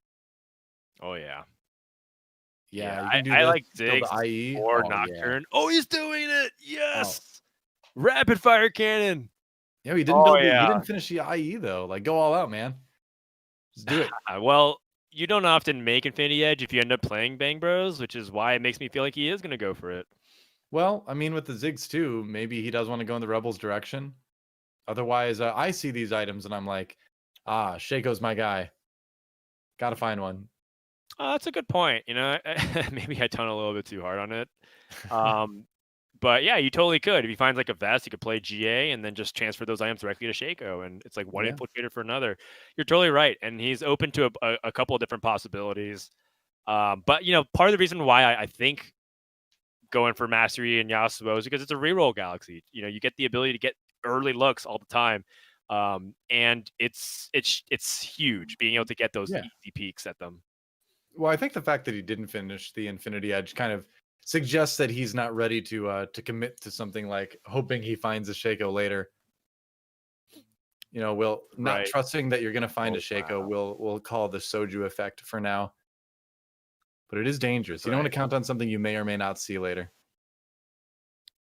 Agreed. Salvy, I mean, the thing about it too is that other people probably won't be contesting him nearly as much because it's a composition that I think either you love it or hate it. Some people really hate it because it feels like you are so dependent on finding Master E3 that it's pretty much like you're leaving it into fate's hands. And a lot of a lot of the players don't like that because they want to have agency. They don't want to feel like they're fighting against the game and hoping that the game is rewarding them. Right. So they'd rather be open and play whatever they can. At the And you same get, time, though, I'm a firm believer that composition, getting Bang Bros online, is like a top 2 power level in the entire game. and he's thinking too that he might just go Space Pirates a little bit here. There's even a Jace in the shop. So if he wanted to go Space Pirates, I guess you got to do the math to see if he can sell up to 10, whether he wants to pick up that Jace or not, because Jace is a stronger unit individually. Like what, 5, 6, 7, 8, 9, 10? Yeah, okay. So if he sold his shop right now, he would be up to 10 gold exactly, I believe, and he wouldn't be able to do that if he bought the Jace. So better to just go with the Darius for the Space Pirate buff for now. Yeah, that makes sense to me, and I think he's, like, waiting to see what's gonna happen with Ooh. his, he might end up picking up gold so he doesn't have to sell, so that's a really good move just to make sure in case he gets very fortunate and gets some extra gold. Yeah. But no extra gold there, unfortunately. For Salvy. He does pick up the Jace anyway, so opts to just go for the pre-level. That's kind of the two choices, right? Do you go for 10 gold or do you go for the pre-level on 2-3? Is a lot of times what you're thinking about. Yeah, he chose neither, which is particularly interesting. Oh, really? I thought he pre-leveled. Oh, I must have misseen that. There's no way he could hold that much gold in your bench in pre-level, I think. So it looks like Salvy instead has not quick scout around. It seems like it is a much more balanced lobby this time around, as some people have red buffs early. You want 3 bows in a Bang Bro composition because you really want to prioritize Runin's Hurricane as your second item, or like some kind of like attack speed item like Rage Blade. Mhm. But if you can't get it, a rod is totally fine as well. If Salvy chooses to go for it, is he going for it? Oh, Yes, he got the rod. well, he It's did. happening. Please tell me it's happening. It's Is he great. buying? He bought the Shen. Okay. Yeah. But still no Master Yi, no Yasuo Oh my. yet. Well, he found 2 Shakos in his shop, and if there's a Yeah, time to pivot, now would be the time. might be. Either way, Infiltrators is going to be a strong buff for him to use, a strong synergy. The Don't do it. Don't be tempted by the sexy Shako. Stupid sexy Shako always tries to tempt you to deviate from the path of the light. beware sexy Shaco. Sounds Yeah, like just good advice in general. that's right. Shaco is especially sexy in this meta though. Yeah, for sure. And I like the ditch. So when he ditches the Ziggs, that's very clear that he's going to be off of Rebels. And it makes sense because we Yeah. saw a handful of red buffs being played on blasters, and it just means he's going to be contested. But also, this is one of the most poor, or rather low eco starts Yeah. um, that you can see from that. And that's because he's been keeping himself a little bit open to everything. And then that's going to be really costly. It's hard not to have a low economy on a trade sector game just because you're gonna have all those options from all the extra shops and you're gonna be tempted to go a bunch of different directions. And you're gonna be just plain old completing more stuff usually too, as far as like higher star level champions. So all of that equals a lower econ game across the board a lot of times in this particular galaxy. On board with ToonTV Yeah. now, who has found a little bit of an early Cybernetics Vanguard sniper start. I And mean, wow, Vayne 2 with the it's a last lot whisper more. already. Yeah, it's a vein too already. Like, I want to know whatever ToonTV. I want to see how much RP he's bought in League of Legends. 'Cause, What that's are you crazy. Getting suggesting, Dan? vein too. Oh, it's pretty. When anyone says, "Where's my Shaco? Where's my Jinx? Where's my whatever?" I Uh-huh. always tell them like, "Did you buy any RP before the game?" How They always say many no. little And I say, legends have "Huh, you weird." purchased? That's right. I recently bought some more RP so I can get the pony little Legends avatar. See, I don't have And I a immediately single got a first place 3-star little afterwards. legend yet. Yes, I immediately got a first place afterwards, so, Hmm. kinda weird how that works. Kind of funny. Kind of makes you think. Yeah. Hmm. Oh, 20 gold for Toon TV. Able to sell up. That is pretty good. Locket not going to be the most useful item, but both of those components put together with other stuff later should be pretty good. Right. I mean, the important thing is that now he has components to spread out. He can put the vest onto Lucian, because you can turn that into red buff, for example, and then Yeah. I think you could put you can just chill with the rod. There's no need to place it on something just because you can. Right. You're gonna want to wait and maybe turn that into like an ionic spark on a Violator or something like that. It's the kind of the cybernetic standard. Yeah, he already has an ionic spark, so Oh layering yeah. them is okay. It's usually I actually looked once I have an ionic spark, I actually look to make Morellos and I place that onto Lucian so that I can maybe transfer that to Echo. But Sure. I vastly prefer red buff to Morello when it comes to cybers. Yep. Most people do, it seems like. Toon TV looks like he's gonna be able to take a chunk out of Team Germany with a win over DarkHydra there. It's Yeah. always nice Vein for them. Yep. Vein 2. Like, come on. Yeah. This So is early. this is so powerful. ToonTV is definitely the strongest player in the lobby with a Mordekaiser 2 and a Vayne 2. And he even has he's even holding things like Mastery and Zed to make the life difficult for Salvyyy. You got That to, many. right? I mean, that's the thing. The longer you can hold on to some of those, and he sells it for econ, of course. But if you can afford to hold on to a unit that somebody else needs for a round or two, if you don't hurt your econ, then you're going to be in good shape. He could even, I guess, he would lose cybernetics, so he's not going to. But he even has the option of going for sniper here. Should be pretty interesting. Oh no, he doesn't. That he's got a Caitlyn too up there already.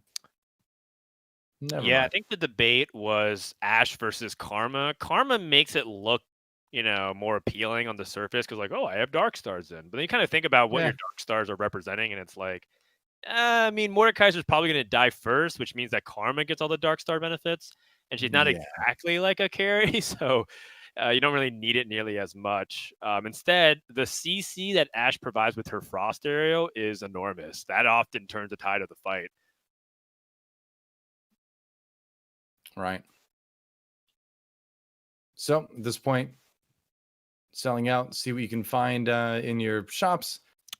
I think in this, it's a good habit to get into in trade sector, to just buy your shop and then roll, and then know that you can sell back up to whatever you ended up buying, just to give yourself the option to like complete more things, see more things. But getting to put in a Fizz 1 is pretty nice as well. That's just such a strong unit right now. Yeah, we And mentioned. Shinopavels also going cybernetics. Also, two French players aiming cybernetics this game.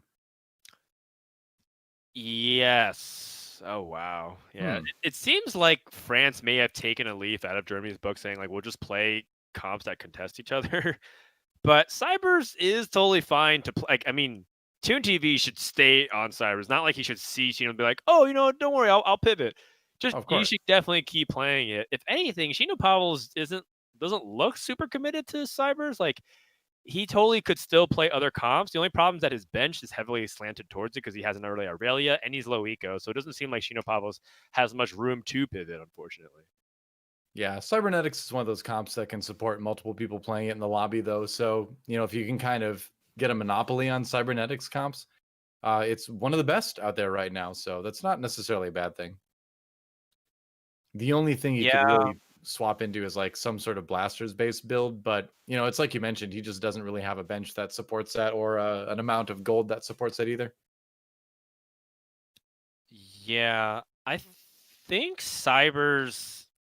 So the thing is, on this galaxy, I feel like this is the one of the weakest galaxies that Cybers performs on. And that's largely because everybody else is that much stronger. Like they're much more likely to hit their 2-star snipers. They're much more likely to get like reroll comps, and Vayne gets stuck on like an Alawi that has like Bramble Vest and all different things. Right. So I think if there's one galaxy that you'd be a little bit more hesitant to say I'm going to go Cybers, is reroll galaxy. But like conveniently, that ends up working well for Toon because that means Vayne is less contested. You can see 2 more Vaynes in the shop. But the problem is that him and his teammate thought that. So yeah. Yeah, if you can get it, it's good. But if you can't, then obviously you're in trouble. So right now, Yasuo, or Master Yi rather, starting to come online, but still a little bit too weak to really win a whole lot of rounds right now, it seems like. But Yeah, I mean, ToonTV he's able to going come up aboard. against Toon, who's very clearly dominant and just destroying the lobby. Like, if you Yeah. just show me this board and say, like, do you think this board will lose in stage 3? I would tell you no every single time because it's just too powerful. But for Salvyyy, the issue is it doesn't seem like he's hitting actually the core units that he needs because other people seem to be lightly contesting them, right? Part of the thing is with Blade Master reroll is that you really want to hit Shen. And it seems like with other people playing things like the Shredder, they're going to be contesting your Shens. Yeah. So Sasa right now with the 4 Battlecast start, that's a good way to go into blasters. On a reroll galaxy, honestly, it's not a bad way to just go 6 Battlecasts. And you can see his bench is what he's trying to do. He's so close. He's really close to a Graves 3. He's really close to a Kog'Maw 3. He's really close to an Alawi 3. Oof. So this board is like, if he gets the right rolls, this board is about to pop off. Yeah, I mean that applies to both Salvyyy and Sasu. Seems like we've been kind of like incidentally following Salvyyy when we switch POVs and watching him fight. But Sasa's done something that is a little bit harder to ensure, but when you do, it's actually really powerful, and that's lose throughout stage 3 and have a really good economy for your roll down. Yeah. And Sasa, if I'm in his position, I think I'd be starting to roll a little bit now because I want to make sure that I'm not like wasting an extra 3-4 seconds that I could be positioning because it's not like you're going to have interest gold anyways from holding at 60.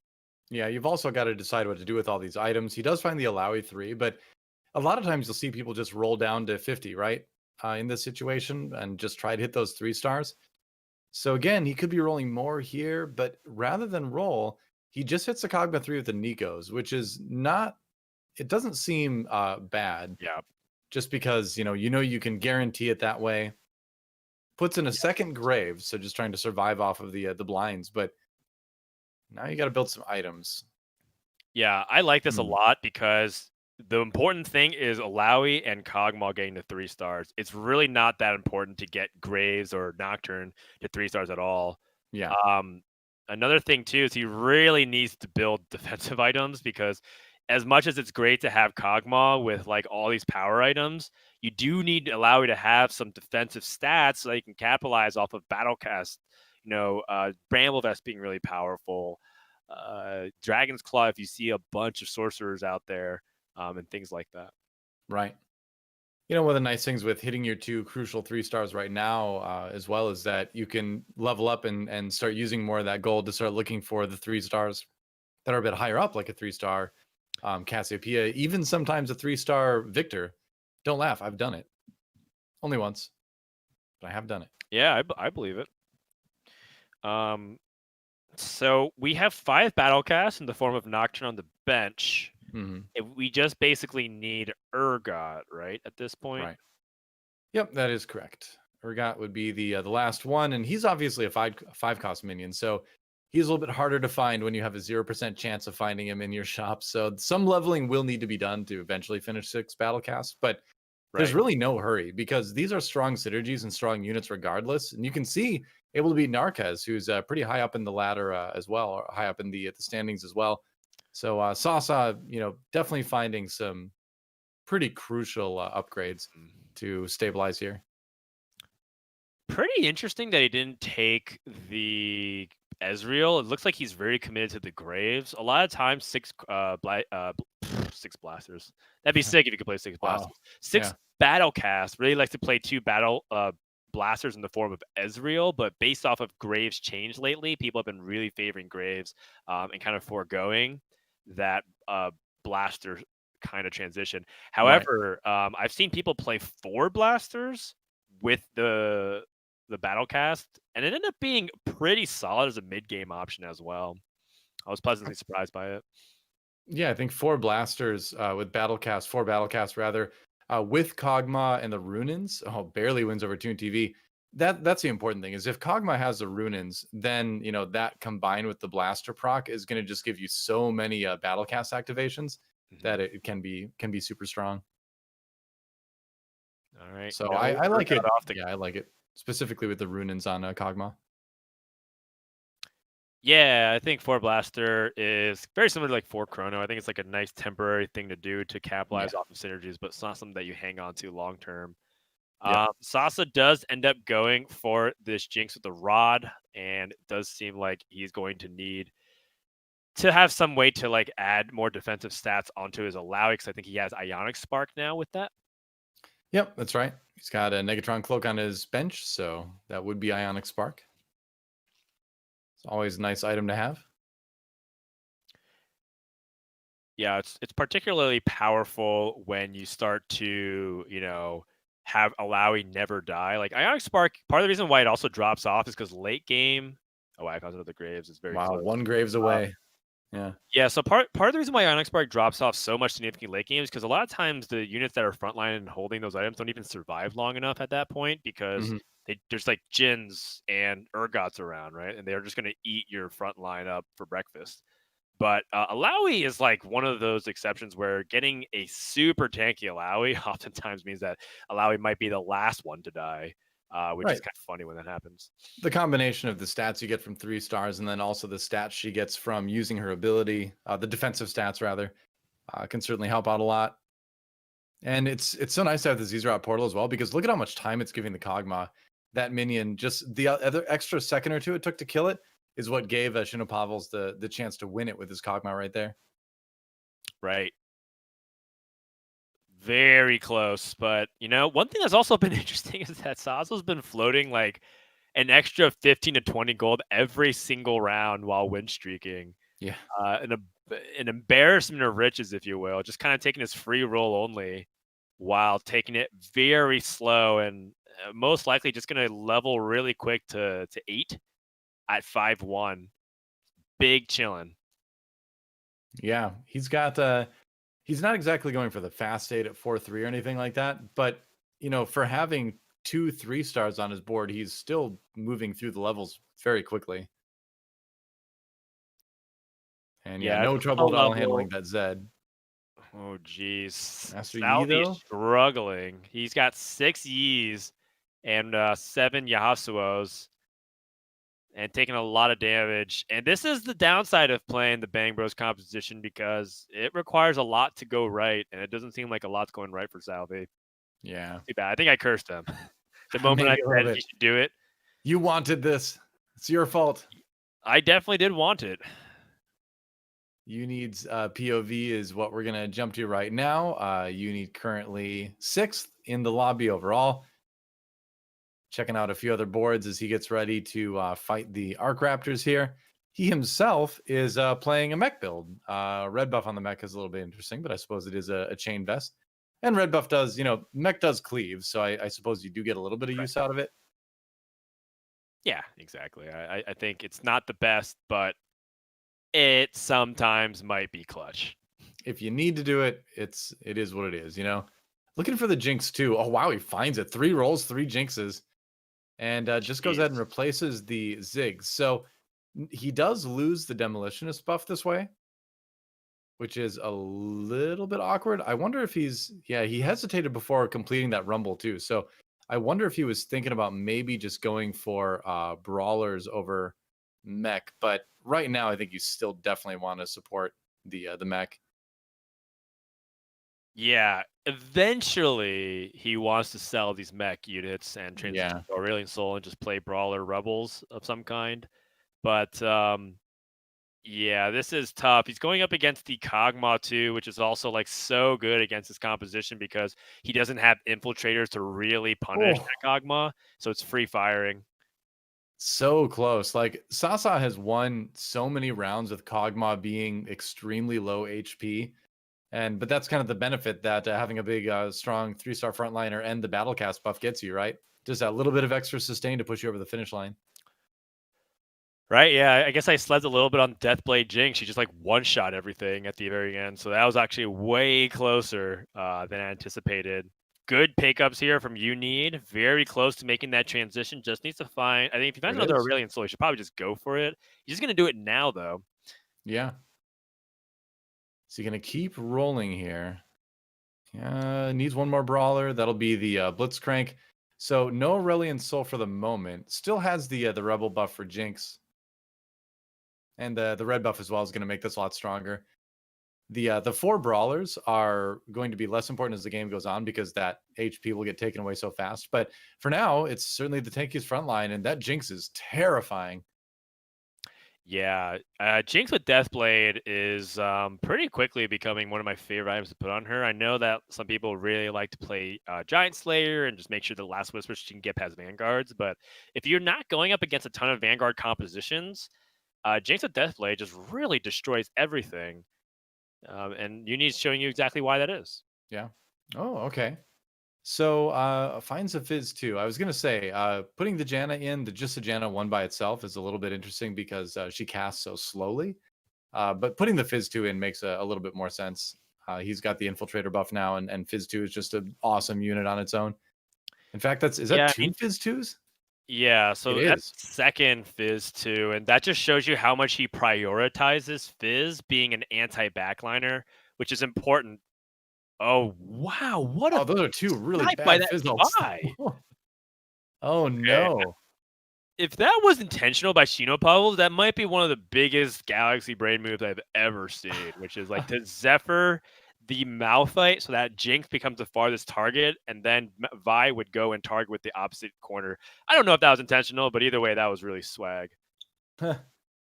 I'm just amazed at like those Fizz ults hitting basically nobody. You have 2 Fizz in there, and neither one of them really makes a difference. Sad times. Yeah, we've all been there for sure. I Oh yeah. wonder if he's just even going to try to roll it down for Fizz 3 at this point. Fizz 3, Jinx 3 are like 2 of his win conditions. He might be able to hit both. But Well, he doesn't Fizz have a lot of 3. gold, actually, so it's going to be tough. We've seen what Fizz Bad. 3 can do, and it kind of reminds you of the old like 3-star Cho'Gath Void explosions as far as being able to completely one-shot a team. Now, that said, he does find a 2-star Aurelion Soul with Static Shiv and Ludens, so it's a lot of mana. That's going to be a pretty scary Aurelion Soul, even though Shiv probably doesn't do a whole lot. Hey, but Shiv it's is a super. tier. It's a fancy tier. Yes. It's a very elaborate way to give Aurelion Soul 20 extra mana, but Aurelion Soul 2 is such a world of difference Oh yeah. from just playing a 1-star Aurelion Soul. Yep. And so here it goes, Unleashed. So there is some rerolling coming in from BenVK. We haven't seen him that much, but BenVK with a bit of shredder action going on with the Blade Master build. Yeah, Looks like but Jinx might be a bit too BenVK strong. looks like he was holding hands with Salvyyy, to be quite honest. 2 people going Blade Master reroll compositions. Ben stuck holding 8 of them on the bench. He just sold. Did you see that? Ben just sold all the shit on his bench. Wow. I mean, if that's not giving up, I don't know what is. Yeah, I think he, you know, there's different ways to give up, and selling everything on your bench that could help you is certainly one of those. Yeah, 5 HP. you It's know, yeah. you need scouting real quick and seeing that ToonTV and Shinopavels was actually doing perfectly fine, contesting each other with Cybers. 4 Vanguard Mystic from DarkHydra. Narkez just kind of playing the good old Dark Star snipers. And then, of course, we know Sasa with Battlecast. So that's the composition of the lobby right now, the texture of it. So we know now why BenVK sold everything too. He just went to level 9. So thinking that that extra level is going to be what maybe saves him. So Whew. not as much giving up as it looked like initially. Kog'Maw versus Gnar, but no, that Kog'Maw is going to be getting so much healing in, and you can see it has no problems. And Yeah. BenVK staying alive. Level 9 was the trick, apparently.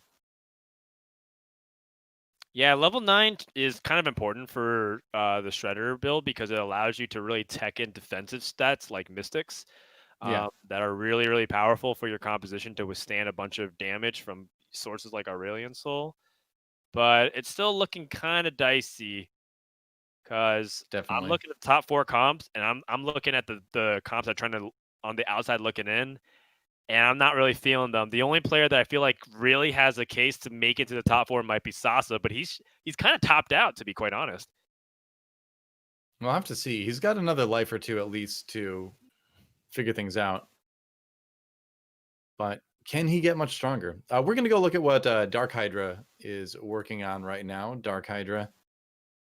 As you can see, the top player in the lobby at the moment, the undisputed champion for the moment, again, with a Darkstar build.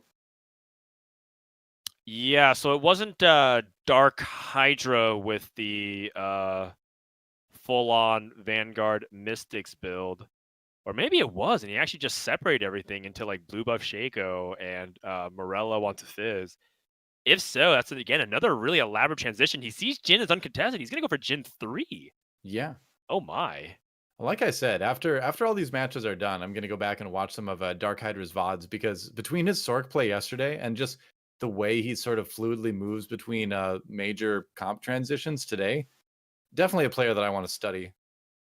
That Yeah. said, I've cursed him by complimenting him, and he gets rocked by BenVK, who's certainly online with this Shredder build now. Yeah, well, it seemed like DarkHydra really wasn't accounting for BenVK in terms of his fight because he wasn't targeting the left side of the battlefield with Shaco. He was targeting the right side, and you really need to stick Shaco onto the Xayah because that's the key to the victory for that fight. Right. Unit ends up dipping out in 7th place, so Team France not really able to make up that much ground, but 7th over Salvyyy is a point gain, and that's the kind of direction that they need. Yep, seems that way. I mean, if we look at the top 6, you do see what, like 2 French players, 3 French players still alive, and 3 German players still alive. So claiming that crucial 4th spot is going to be the biggest deal, right? To avoid that drop from 4th to 5th as far as points go. Right. ToonTV versus DarkHydra, pretty crucial round here. Oh, the Wukong gets eaten up, which is pretty significant for the front line for Jin and Ashe. Oh, It goodbye, looks like Shaco. DarkHydra kind of struggling here in terms of dealing with the front line. That Urgot 2 pull-in was so big to stall out the fight there for Toon. Yeah, as soon as we swapped to him, he hasn't won a round since. So sorry, DarkHydra, but 2 players sub 10 right now, BenVK and Narkez. Wow. On the verge of being So close. eliminated. Oh And no, what are DarkHydra, these like I said, items kind of on struggling too. Jin? I've seen people go for Thieves Gloves on Jhin, and people keep trying to convince me that it's really good. Every time I've played Thieves Gloves on Jhin, it's been this. The Mm, like AP Jhin, the blue buff Jhin, yeah. like, what is this? And everyone's like, no, no, no, trust me, it's really good. And I'm like, I don't know. And So it looks like DarkHydra kind of suffering from the issue of he's transitioning and being open and fluid and pivoting, but it doesn't look actually that strong. And he's kind of carried by the fact that he preserved his HP for so long. yeah, Infiltrator Aurelia jumping right on your Jhin definitely doesn't do you any favors either. Shinopavels just with like really good positioning to eliminate that early on. Yikes. Oh, this is so much damage coming in. Looks like DarkHydra down to his Yeah. last life. Narkez though, Narkez wins against Oh, ToonTV. So that's multiple huge. players at 1 HP now. What? ToonTV, This is BenVK at so 3, close. 5. It's like game number 1 again, just insanely close. 4 players at sub 5 at 5 or less health. Yeah. 31 hit points total across 6 players. That's on average 5 and hit points and change. Almost everyone full black bars. This is so chaotic. I Yeah. don't even know what's going to happen. This last fight, we might see half the lobby eliminated. Actually, we will see half the lobby eliminated after this fight. It has huge implications for points. I mean, it could go either way too. This could be a great game for France to get back into it, or it could be Germany, relatively sealing the deal as far as the finals go. This Jeez. next round is going to be crucial. I think we got to replace this Jhin here and maybe play things like Infinity Edge and Deathblade, but we're be giving up so much. The items, if you could just unequip them and re-equip them to the right areas, Steve goes onto the Wukong, the Infinity Edge onto like Shaco. I don't know, like it could be so much better. He But did looks find the like Dark option for Hydra. another Shaco too, but he didn't go for it. At Yeah, least, getting the Infinity Edge on the Jhin helps, right? So right. These goes on see the what he can Wukong, do. I think is important too. Yep. And okay items for Wukong. At least it helps him cast a little bit quicker. Ooh, But hate to see see it, it. he got Too. eaten. Oh Yeah, no. this is 2 German players going at it, so no matter what happens, one of the German players will be finishing in the bottom 4 here. Same with France too. One of the 2 French players fighting it out, and somebody's gonna die. So DarkHydra out. Who took more damage is the question here. Sasa is at -20, ToonTV at -11. So the 2 German players that Wow. lost end up at 4th or end up at 5th and 6th. So that's big for France actually to get 2 up in the top 2 or 3 rather in the top 4 um, to make this a great game for France. They needed this.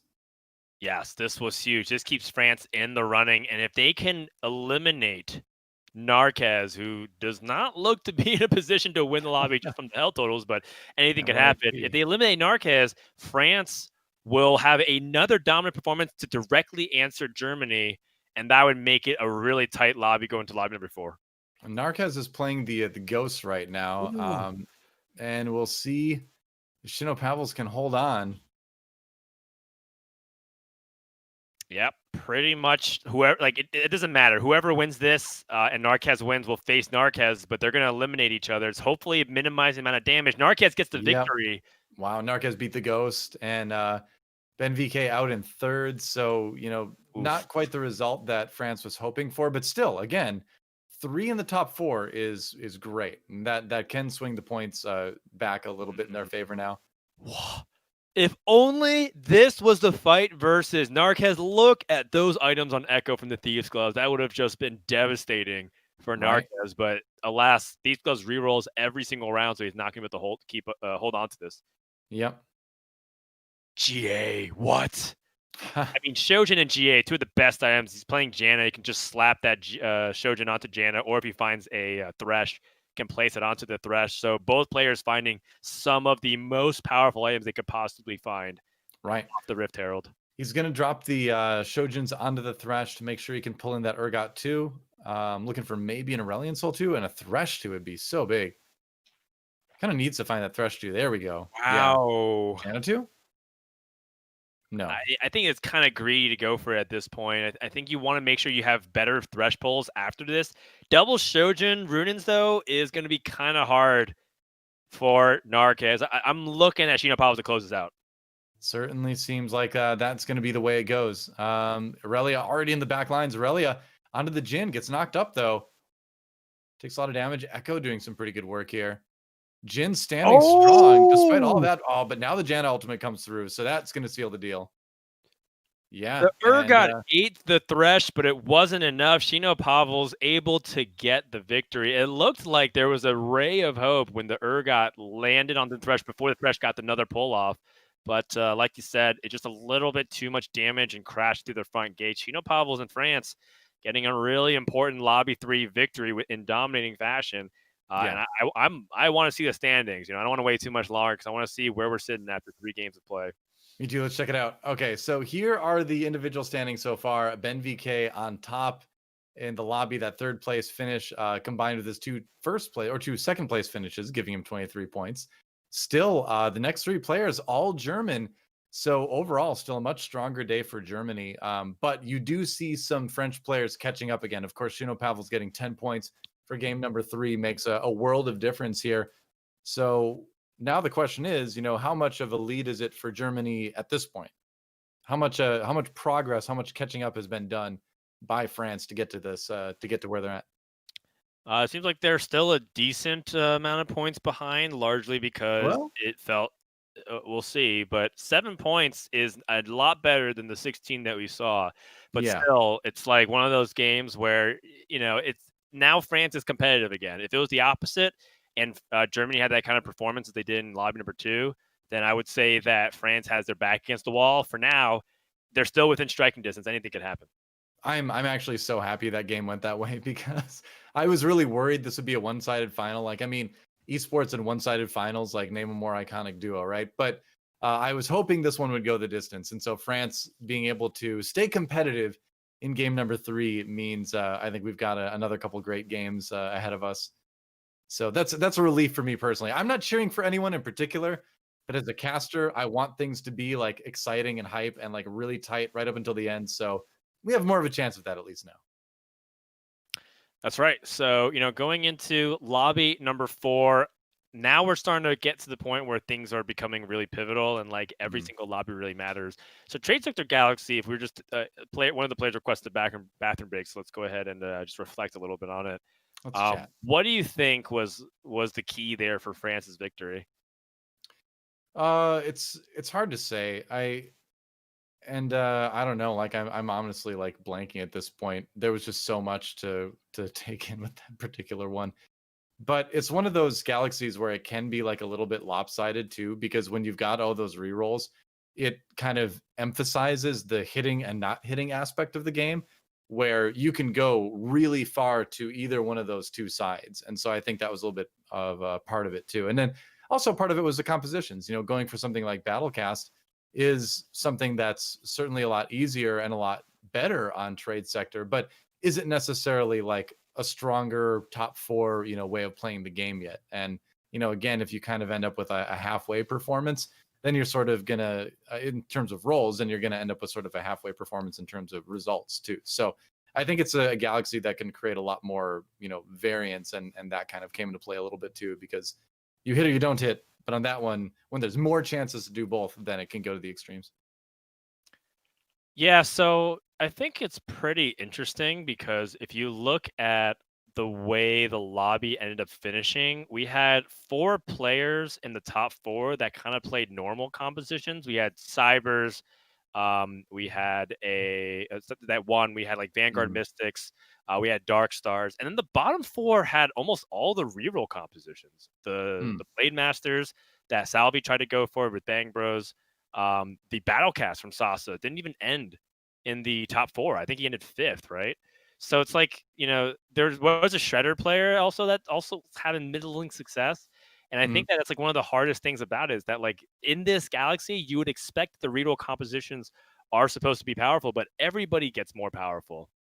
Well, that's kind of what I was talking about too, where it's, when it comes to reroll comps, yeah, they can be better, but if you go for it and it's not, then it's almost like worse. You're almost weaker, because if someone's playing a standard comp, but they just get the things they're looking for that much faster, then that just puts you at a greater sort of strength disparity. But we are in a treasure trove galaxy now. All right, cool. So items aplenty. And I think this is one of the better galaxies for cybernetics in a lot of cases, because you do get access to a lot more gold in general.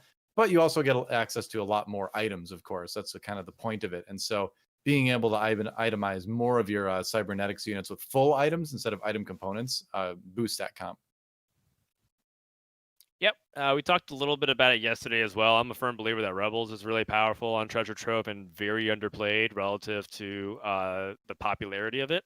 Hmm. But I think it's starting to rise a little bit more in popularity right now because I think people have just kind of caught on that Jinx is totally fine as a carry, and you just need to like transition a little cleaner. You can't just like always play the usual stuff like, oh, I have like 2 brawlers, 2 blasters, and I should be able to cruise to the early game with red buff. That's Right. really not always the case anymore, especially if you don't get that early Kog'Maw. Yeah, for sure. Well, Sasa right now, getting access Ooh, to the gold side of things. Oh, okay. yeah. He Find has some a knock. single bow. Yep. Get some You gloves. know what Okay. that means? That means are you saying Bang Bros again? Is that what Oh, you're it advocating? it's Oh my gosh. You're getting I worse think with this than I was with Star Guardian Sork. well, I the reason why I bring it up is because I think the other galaxy to play Bang Bros on besides Reroll Galaxy Uh-huh. is Treasure Trove. You're not I wrong. think yeah, because you don't have to worry too much about itemization. Chances are you're gonna be able to get all the items from Mastery, and the composition is so dependent on it. It's the only problem is that I think Sasa really likes playing like pretty stable compositions, like Cybers, for example, seems to be one of Sure. his MOs that he really likes to play. How about a bard? You've got a bard, you've got a bow. That looks like a pathway to lots of early XP to me. If you can find a way to fit it Yes. in. Sure. I mean that seems good to me. Looking at these items, you could make an early Giant Slayer or an early Last Whisper, or an Infinity Edge. Yeah. Wow, that's actually kind of hard based off his comp. I could actually, you can make a case for almost any of these. Oh, and What would you do? he basically just opts for econ, lost streaking, and ideally getting a little bit of XP. Yeah, so this looks to me like he wants to go Cybers. Although he does have 2 Kog'Maws. I don't know. So the reason why I say Yeah. 2 Cybers is that the reason why you want to lose streak is to guarantee the second glove. But if he's gonna go for Cybers, he should pick up this Leona and Right. this Poppy, and he chooses not to. There's a I big think he's reaction caught in there. that exact I think based off his reaction, I think he was caught in the exact same kind of dynamic. Like, am I supposed to be doing this or not? Yeah, it's Uh, it is tricky, right? Because he didn't end up getting like a ton of meeps from that. This is obviously a stronger board, but do 2 you moves is do you great. want a stronger board? Hmm. Because now what if he runs into a Team Germany player and does damage to his own team? Yeah, it's tricky because he has the 2 Kog'Maws, so there's even, like, the case for him to just lean into Battlecast again, and it seems like, he Yeah. played that in the previous game, but he also had a pretty disappointing finish in 6th place with his Battlecast composition, while, Yeah. 2 other Cyber players were able to go into the top 4. I think you can use Battlecast as kind of a transitionary thing into like a blasters build. But going for 6 Battlecast still seems like so risky overall. But man, the game really seems to want him to go Battlecast, doesn't it? Finding the Alawi 2. I guess Space Pirates are open with the Jace in the on the bench. Hmm. Yeah, so the thing about it is your items don't necessarily lend yourself to the optimal variant of Battlecast because with Yeah. Battlecast, you want to have things more like Static Shiv and Ruden's Hurricane and less like Infinity Edge and Giant Slayer because you want to get more instances of damage as opposed to just raw damage. You don't need Kog'Maw Right. to have like Deathblade and Infinity Edge. You want him to have more things that spray stuff. Mhm. Yeah, and I mean, it's another good reason to just not combine anything right now, because if you can find like the Ruinous Hurricane, then that's a way where you can maybe use this Kog'Maw, or if you can find the red buff here. He's second pick on the carousel, so we'll see what he's able to find. Yeah, seems to want to go for thinking about it. Goes for the belt. Okay, so that would be Let's see, because he had bow, sword, and glove. Yeah, he's making the way for red Hmm. buff, I think. This is Yeah. I think Sauce is committed to playing a Battlecast comp potentially here. Like if Yes and no, because like red buff can still work fine on the Lucian if you think the cybernetics route, but it's already getting it's not that late, but it's like a little bit late. Okay, now with the Kog'Maw too, maybe you do go that, but it's already getting like a little bit late to not have a single cybernetics unit. yeah, I don't I think if you were gonna go for Cybers, you would have picked up the glove and Yeah, would have I had the agree. Infinity Edge and the Last Whisper. So the belt is also such an uncommon pick that it's pretty much only picked for uh like Warmogs or like a Morello and maybe red buff at times. And it's like he's clearly not going to go for Warmogs or Morello in this position, so it screams to me red buff. Yeah, I suppose later on you could pick it up for like a trap claw or something, but at this point, he's just hoping that he gets a chain vest from the Terror Bursters, which is totally possible because again, it is treasure trove, so you can kind of rely and have a little bit more hope on finding the right items during the neutral rounds. Wow. Barely wins What that was one. that? That It's was power battle insane. cast. I mean, Kog'Maw 2 is quite the force, and now he can sell and make 30 gold and start piecing together a win streak. But one thing to know is that 3 players from Germany all kind of starting off with losing streaks.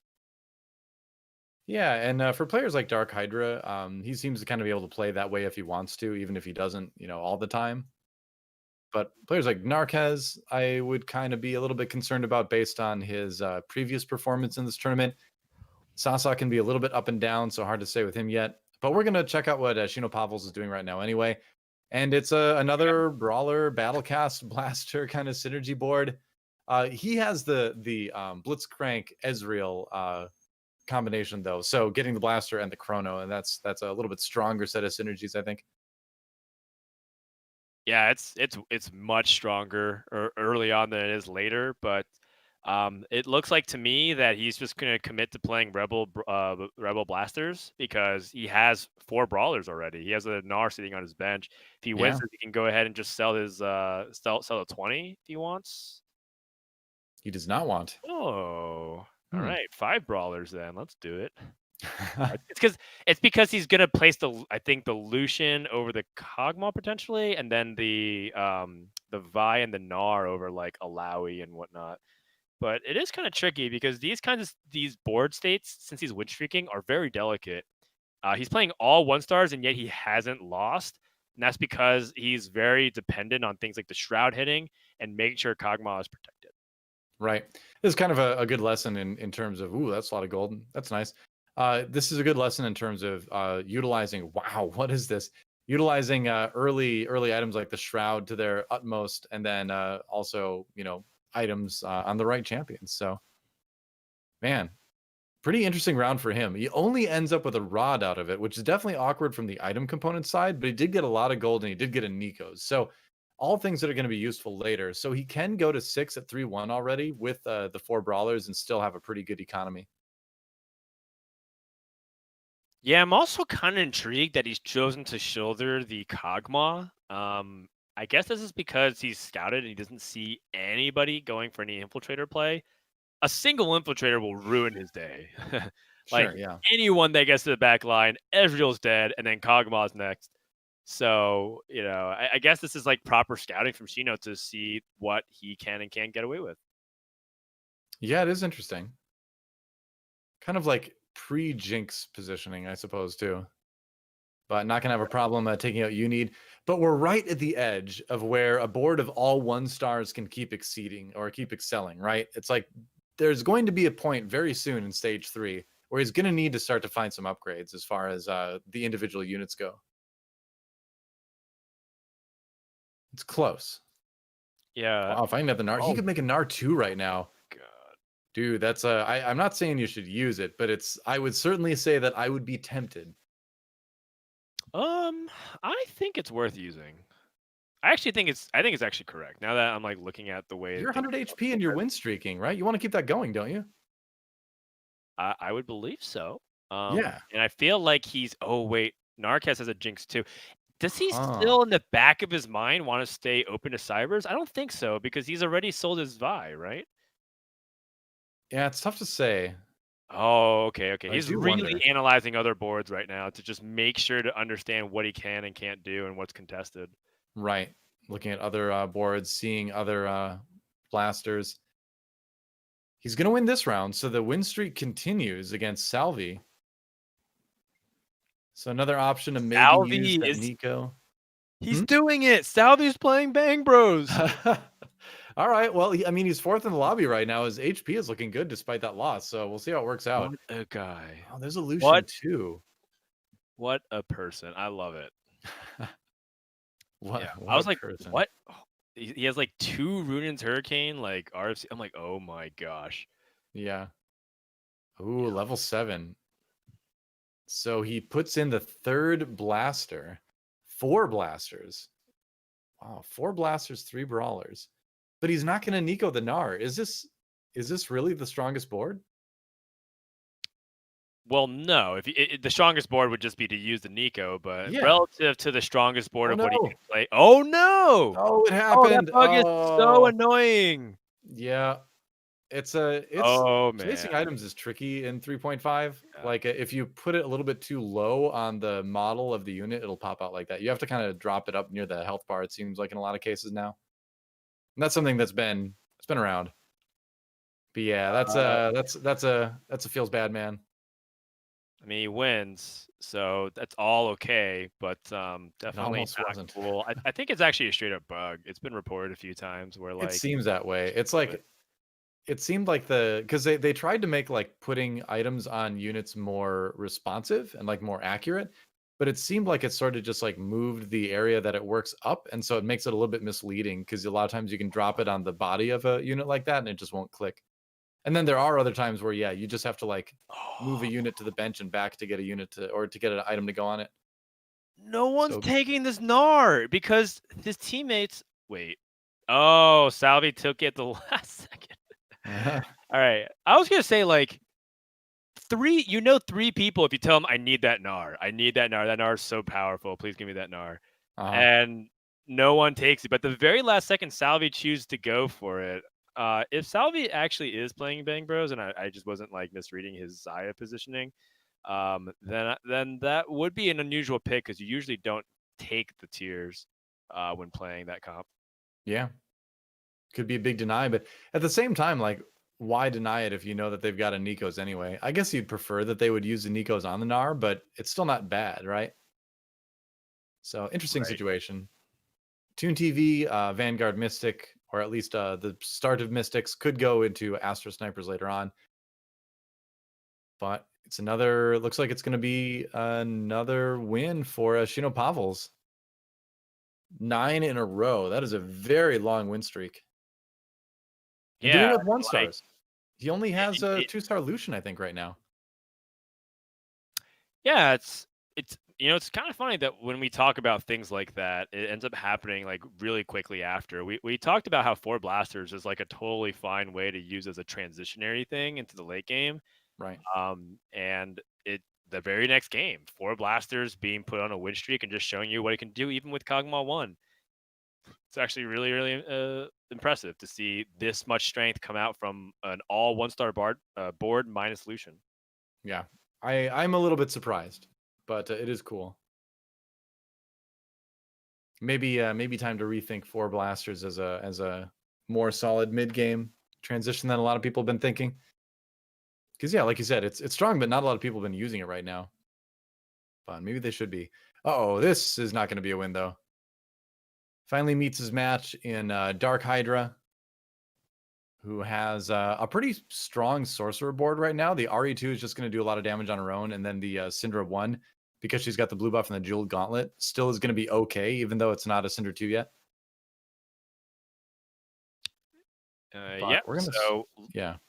looks like he can no longer greed. He was basically going for a fast state at 4-1. You can see he was actually investing all of his gold into pre-leveling. Checking in with Salvy. He hasn't found a single Master Yi? Wow. Huh. That's really unfortunate. But it's okay. Now he's gotten to 50 gold. And he can he can go ahead and slow roll down to 50 every single turn and find Master Yi if he actually exists in this game. Sometimes champions just disappear, you know? Sometimes they just don't seem to exist anymore. Yeah, well, I mean, he just got some really good items dropped. He got Zeke's, which is fantastic for Yasuo to hold. Yep. He has a Shroud for Shen. Even a GA for Shen would be pretty interesting. Rolled down to 40, wasn't satisfied with what he saw. Now going down to 30 possibly. Could still sell back up to 40. Finds the Aurelia too, at least. Yeah. That goes in over the vein. Yeah, I would agree. Yeah. But no Master Yi. That is rough. And he's got to build these items. Shroud, then maybe yeah. What do you do? Like Shojins on well, I guess you have to save some items for Master Yi, but since he's got an Aurelia too, it almost makes you feel like maybe that's the carry now. Well, I mean, he's got his Master Yi items built. He's got the rapid fire. Oh yeah, I suppose. The Runins. Usually when you play just the traditional version of Master Yi carry, you end up having Yasuo hold things like the Zeke's. Oh wow. And then I think Shojin's also totally fine as well on Yasuo to keep him as a disabler, but I think I would probably hold it just in case. 2 more Shen. Shen 3. He finds Shen 3 before he finds a single Yasuo. I mean, that's kind of a meme, but that's what happens in this comp fairly often. It is funny. Funny for us, not funny for him. Finds his Zed. Another Z2 gets the Echo. Man, like face meet palm, because that is not the type of roll down he was looking for. His board is still strong though. Yeah. Not really, to be honest. Well, okay. I overestimated Shen 3, I guess. I mean, Shen 3 is like, all right. He's it's a strong board. Yeah. He'll win this one, right? Yeah, he will. Yeah. It's not promising. That went like that like he hit Shen. Hey. Oh, okay, never mind. He is in the game. There he is. All right. Dreams do come true. Here's a problem though. He has no eco. And he's so far away from a Master Yi, like even 2-star. He's gonna swap the items over right now. Likely. Yeah. Zeke's. Yep. And rapid fire cannon. Should be. How do you feel about Shojin's on Aurelia?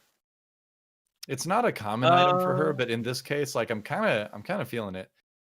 Maybe Shen actually, for just a lot of shields. Yeah, if you were to give Shojin to one champion, I would probably give it to Yasuo since he's the best user of it. But like, you know, Echo's the best user that he has right now. It's on his bench. I don't know. It's honestly, it's still just a 1-star Yasuo, right? Well, yeah, but it's also a 1-star Yi, and he has to place items on him as well. It's not a great situation. If I'm in Salvyy's position, I think I would actually consider leveling to 8 and just playing an Echo and making Echo a secondary carry. He's going for the belt so he can stack Zeke's onto Yasuo. Right. So that's the best way to go about it. But this is kind of the problem that I said with that tier. Remember how like he grabbed that tier off that Gnar to deny the Gnar 2? Yeah. But like he doesn't even have a use for it. It's a comp that doesn't really want to use it. The best use of it is to just put it on Shen so he casts a little bit quicker. That's actually the best way to use tier. Could be. At least his economy isn't that bad. Like he's almost up to 50 gold again. Yeah. Also, really unfortunate. Go ahead. I was just gonna say, can he preserve his HP? He's so low already. Yeah. Kog'Maw 3 for Sasa. It happened. It didn't happen on the trade sector, but it happens on Treasure Trove. Oh, he didn't hit Kog'Maw 3 in the previous game? Oh, no, wait. He did. Yeah. I think he hit it. Because I'm pretty sure he hit all the 3 stars that he was trying, but yeah. He hit Alawi and Kog'Maw last game. Yeah, I think he also hit the Graves 3 as well, which was why I was surprised he got 6th. But I mean, hence Battlecast sometimes does that. Yeah. Look at this Master Yi 1 absolutely shred, and yet not able to get that win because Master Yi just at 1 star isn't going to cut it. And it's kind of like what we're talking about. Like for Salvyyy, he has 2 choices at this point. He's going to Yeah. lose this round. He's likely to lose the next round. Finds a fizz, which is kind of big. But if he goes to 8, he would have to roll a lot. He has no gold to roll, and he needs to find a unit to put in. If he chooses not to go to 8, then he's going to really need to hit all of his 3 stars, which is also unlikely. And either way, it's not a major power inflection point. This looks like Salvyyy is doomed for another bottom 2. Yeah, it could be rough. Oh, At gosh, least he I feel has a bad. chrono now. Oh no, it's the Teemo board. ToonTV has shrooms for days at Teemo 2. Even the death cap. Yeah, the Nar just scoops up all the Blade Masters, and Yi swinging away, but he's just a Yi 1. Although Yi 1 might be enough. Oh my gosh, that Yi. Yes. All right then. I It was think close. specifically against this comp, I think actually Blade Masters works really well against them. Or yeah, because Shen is like the solo frontliner and he gives himself magic resistance. And therefore it actually helps against Teemo because Teemo can only target the closest thing to him. And a lot of times you even have like infiltrators like Zed to stall just for a little bit longer as well. So I think this comp does match it well against Teemo. I mean, he finds a Master Yi too as well, which is gonna finally get a lot of damage going for him. Yes, that's huge. A spatula? Does he find a sword? Oh No. What are no, all these tiers? 3 tiers. Why do you need tiers? 3 tiers for Salvyyy. Oh Oh, and so gosh. many tiers for Salvyyy right now. What do you even make out of this? Oh, it's so. Right. I mean, So blue buff on Riven or Aurelia is totally viable as a path. Yeah, I like that. I Also even like. choose to make. Go ahead. I was gonna say I even like the Ludens on Aurelia because she casts a lot, so you get a little bit more value out of that. But there's also the I was gonna say redemption. Yeah, so he does drop the redemption, but he drops it on the Shen. So will he really get much use out of it if Shen is the one living to the end? We'll see. I mean, Shen is likely to die because he's like Oh, he did. solo tanking, and he's going up against champions like Jin that will single target it. The question is, does he stall for a long enough time before the Jin kills him? Yeah, it's tough. Like Yasuo can heal all he wants and do all the damage he wants, but just getting one shot by a Jin is just gonna end it, you know? Yeah. Riven 2.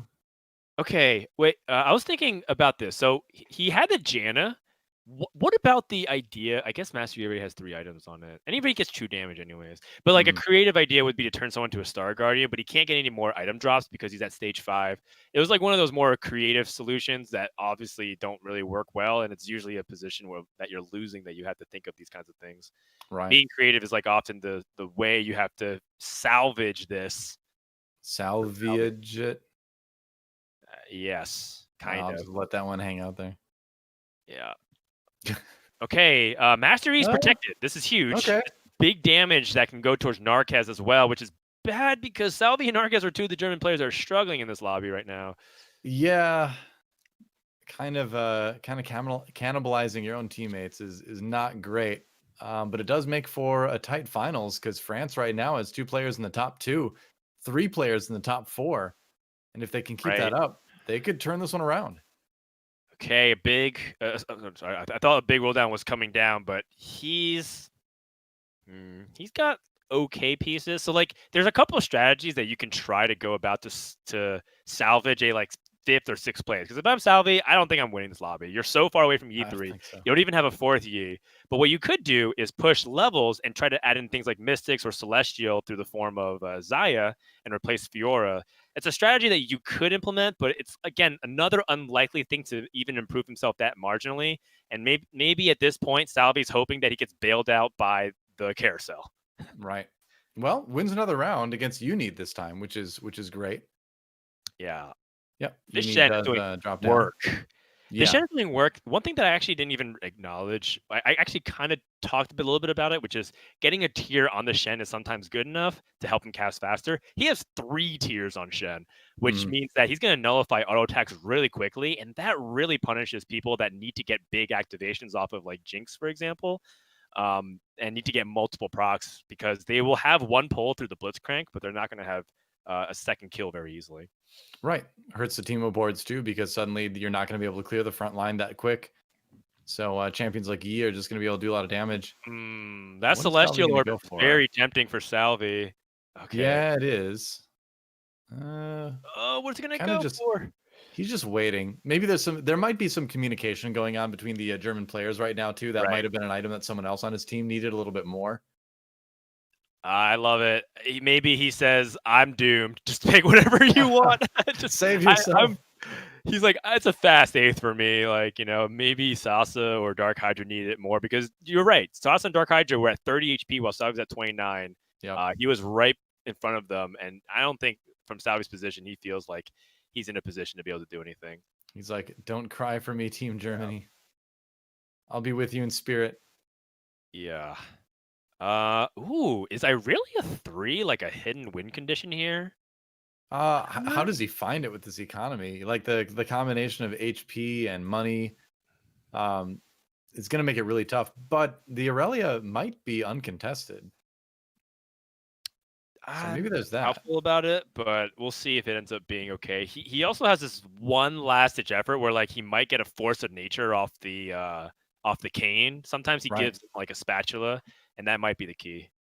Yep. Oh, he's losing a lot of HP right now at the hands of Shinopavels. If he does get a force of nature off the carousel, he can add in cybernetics, which would power up his Irelia, which is one of his other carries. So maybe that would help. Right. Otherwise, honestly, something like Thresh with Mana Reaver and being able to start pulling stuff in is probably great too.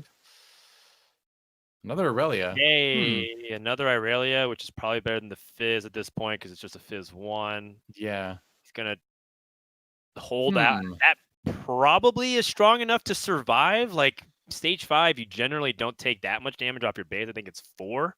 So if he loses by 5 units that are 2-star, he's going to die. But it's not likely because he's pretty strong.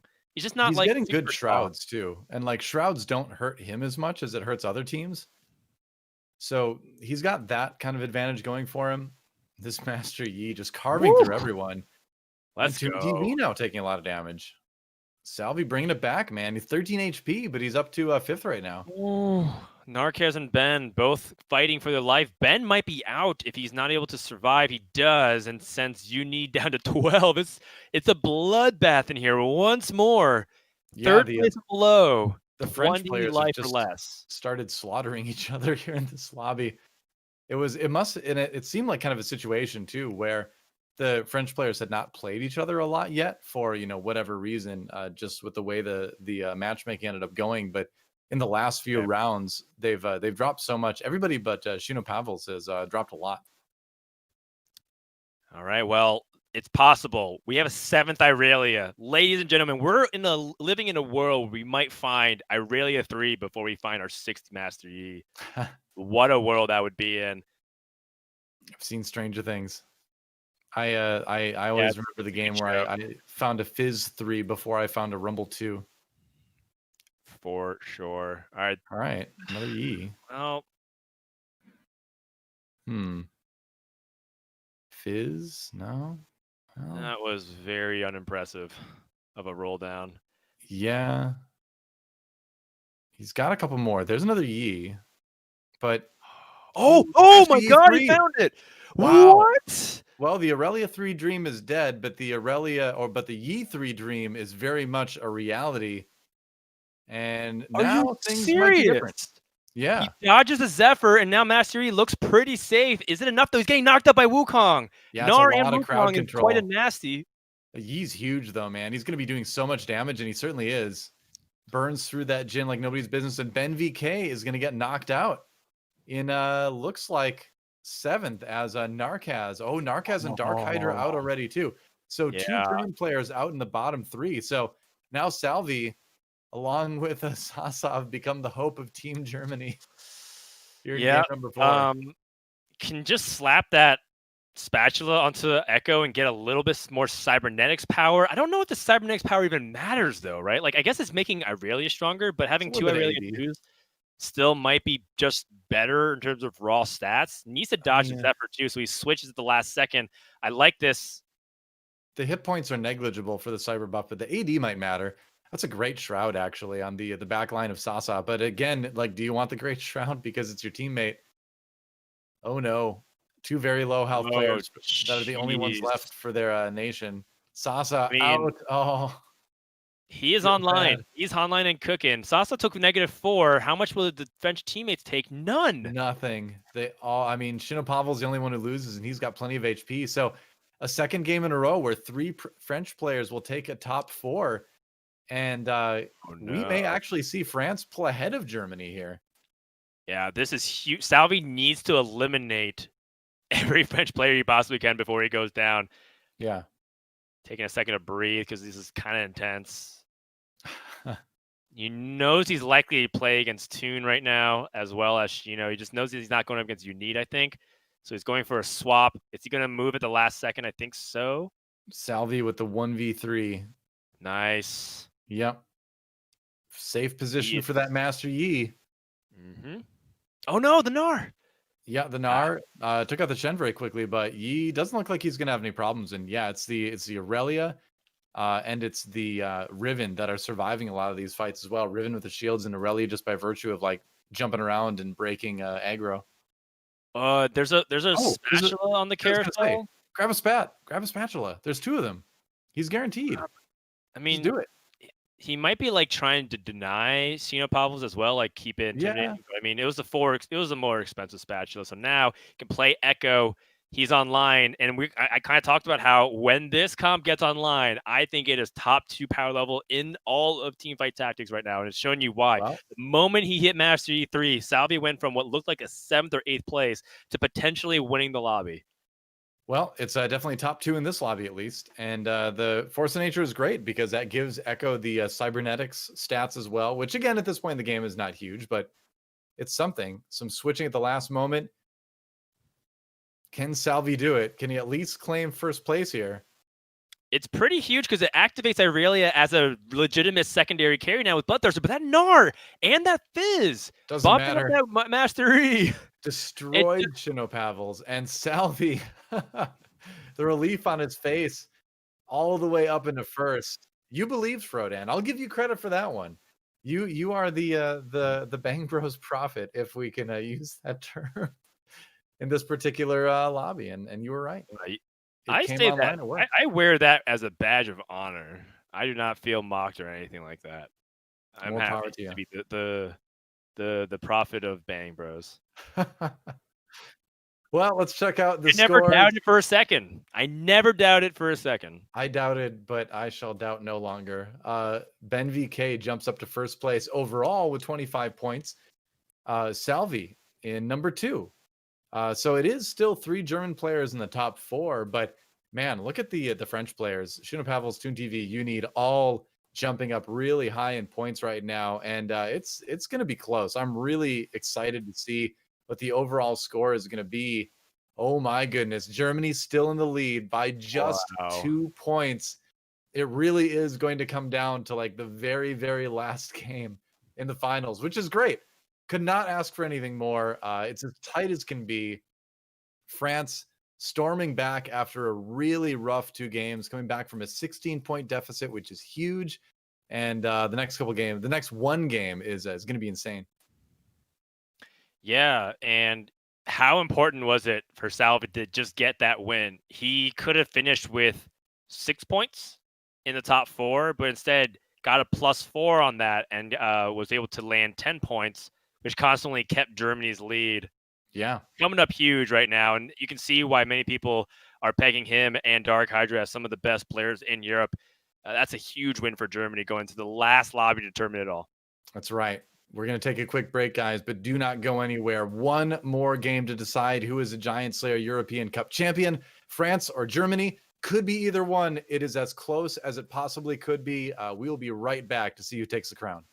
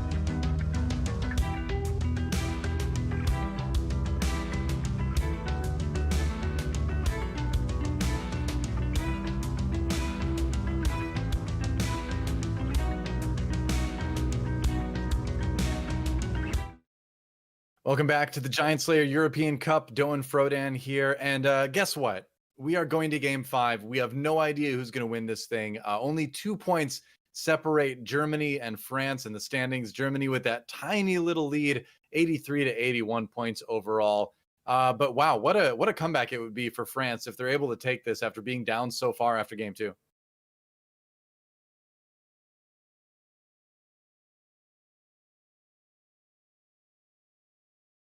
Seems like you're muted, Frodan. Oh no. The points can really evaporate at any second. So these kind of team tournaments are really exciting because, yeah, it looked like a really big lead on paper, but that's because 16 points for one player to overcome is really hard. But you have four people trying to make that happen.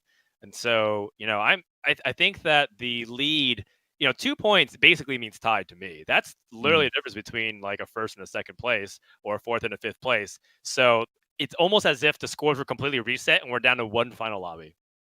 Yeah, that's right. And if there is a tie in the end, Germany's got the edge because our first tiebreaker is first places, and Germany has more of those overall. So France can't get by with a tie in the end in terms of points. If it comes to something like that, they need to have a higher point total in general to actually get the win over Germany. But you're right. Like to me, if France wins, it'll kind of feel like a reverse sweep and like a best of 5 of League of Legends or something like that. Because we talked about how easy it is to gain a big advantage and then how hard it is to kind of overcome that. But they did it. So I just want to get in the lobby, man. I just want to get the game going and see if France can do it.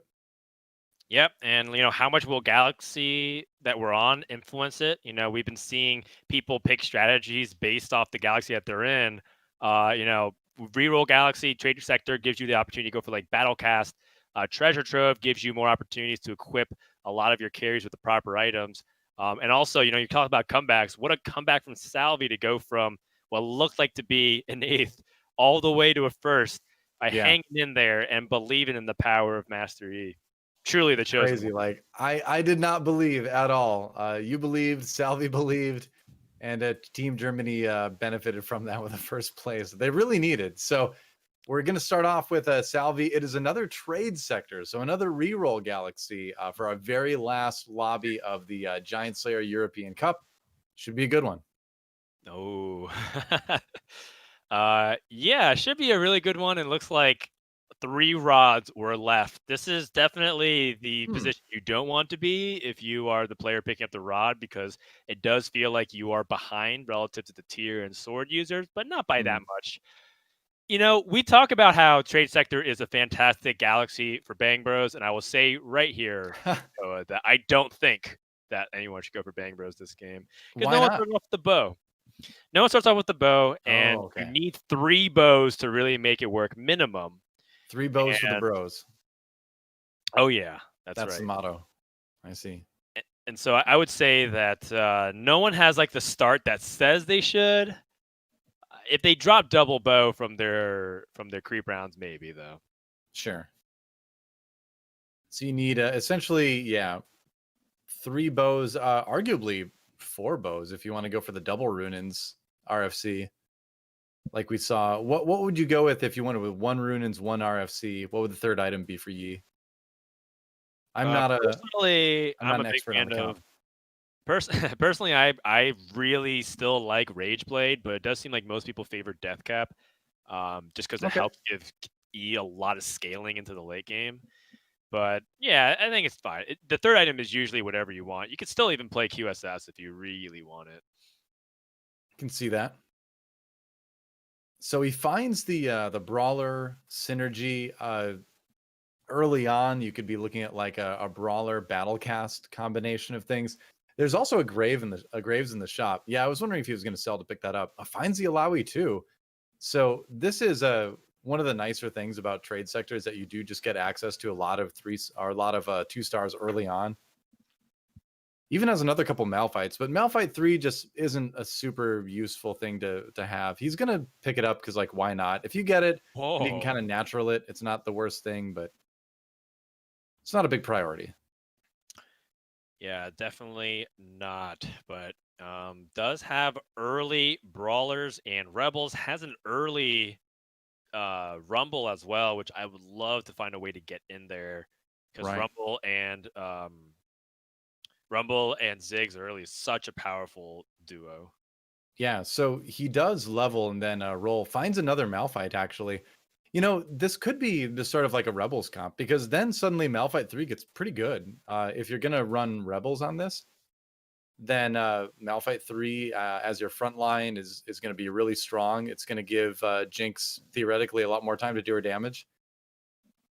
Yeah, very much so. I mean, no matter what happens, you're playing Malphite early game. It's about whether or not you want to stay on brawlers and play like the blasters, or do you want to go for actual straight up 6 rebels? And I think that's going to be determined solely based off his item choices.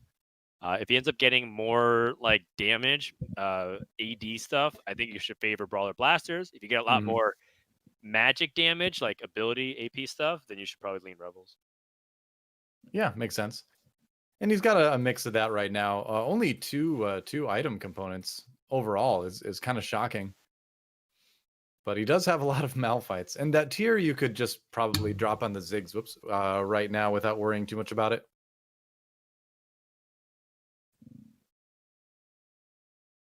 Yeah, this is a scenario where I think Salvyyy, he's just going to scout, sees you need the red buff. You need leaning towards rebels, sees DarkHydra with rebels. Everyone. A lot of rebels. It's a good opening. I mean, this is a Z2 from DarkHydra.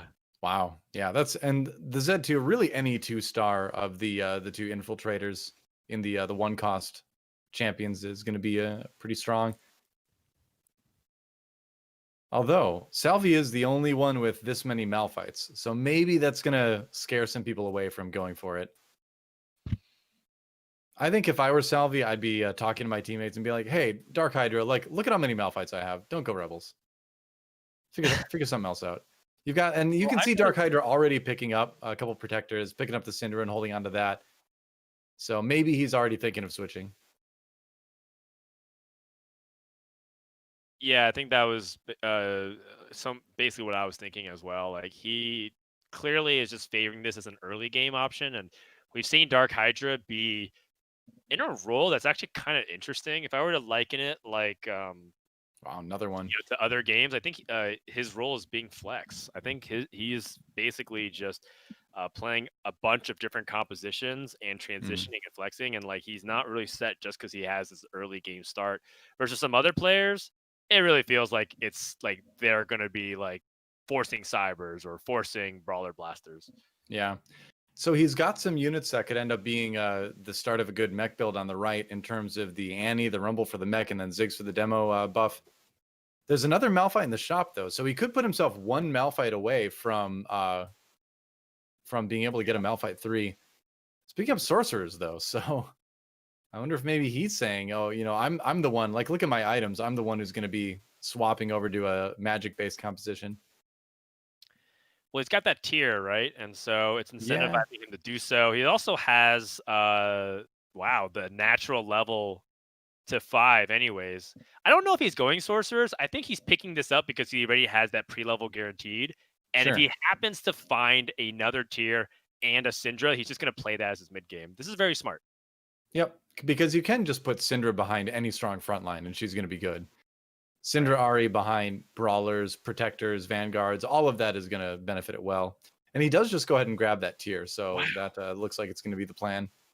And this is something too that you can play throughout the mid game, and you can still have like maybe a Rebels game plan late where those things can still go on the Aurelian Soul or something.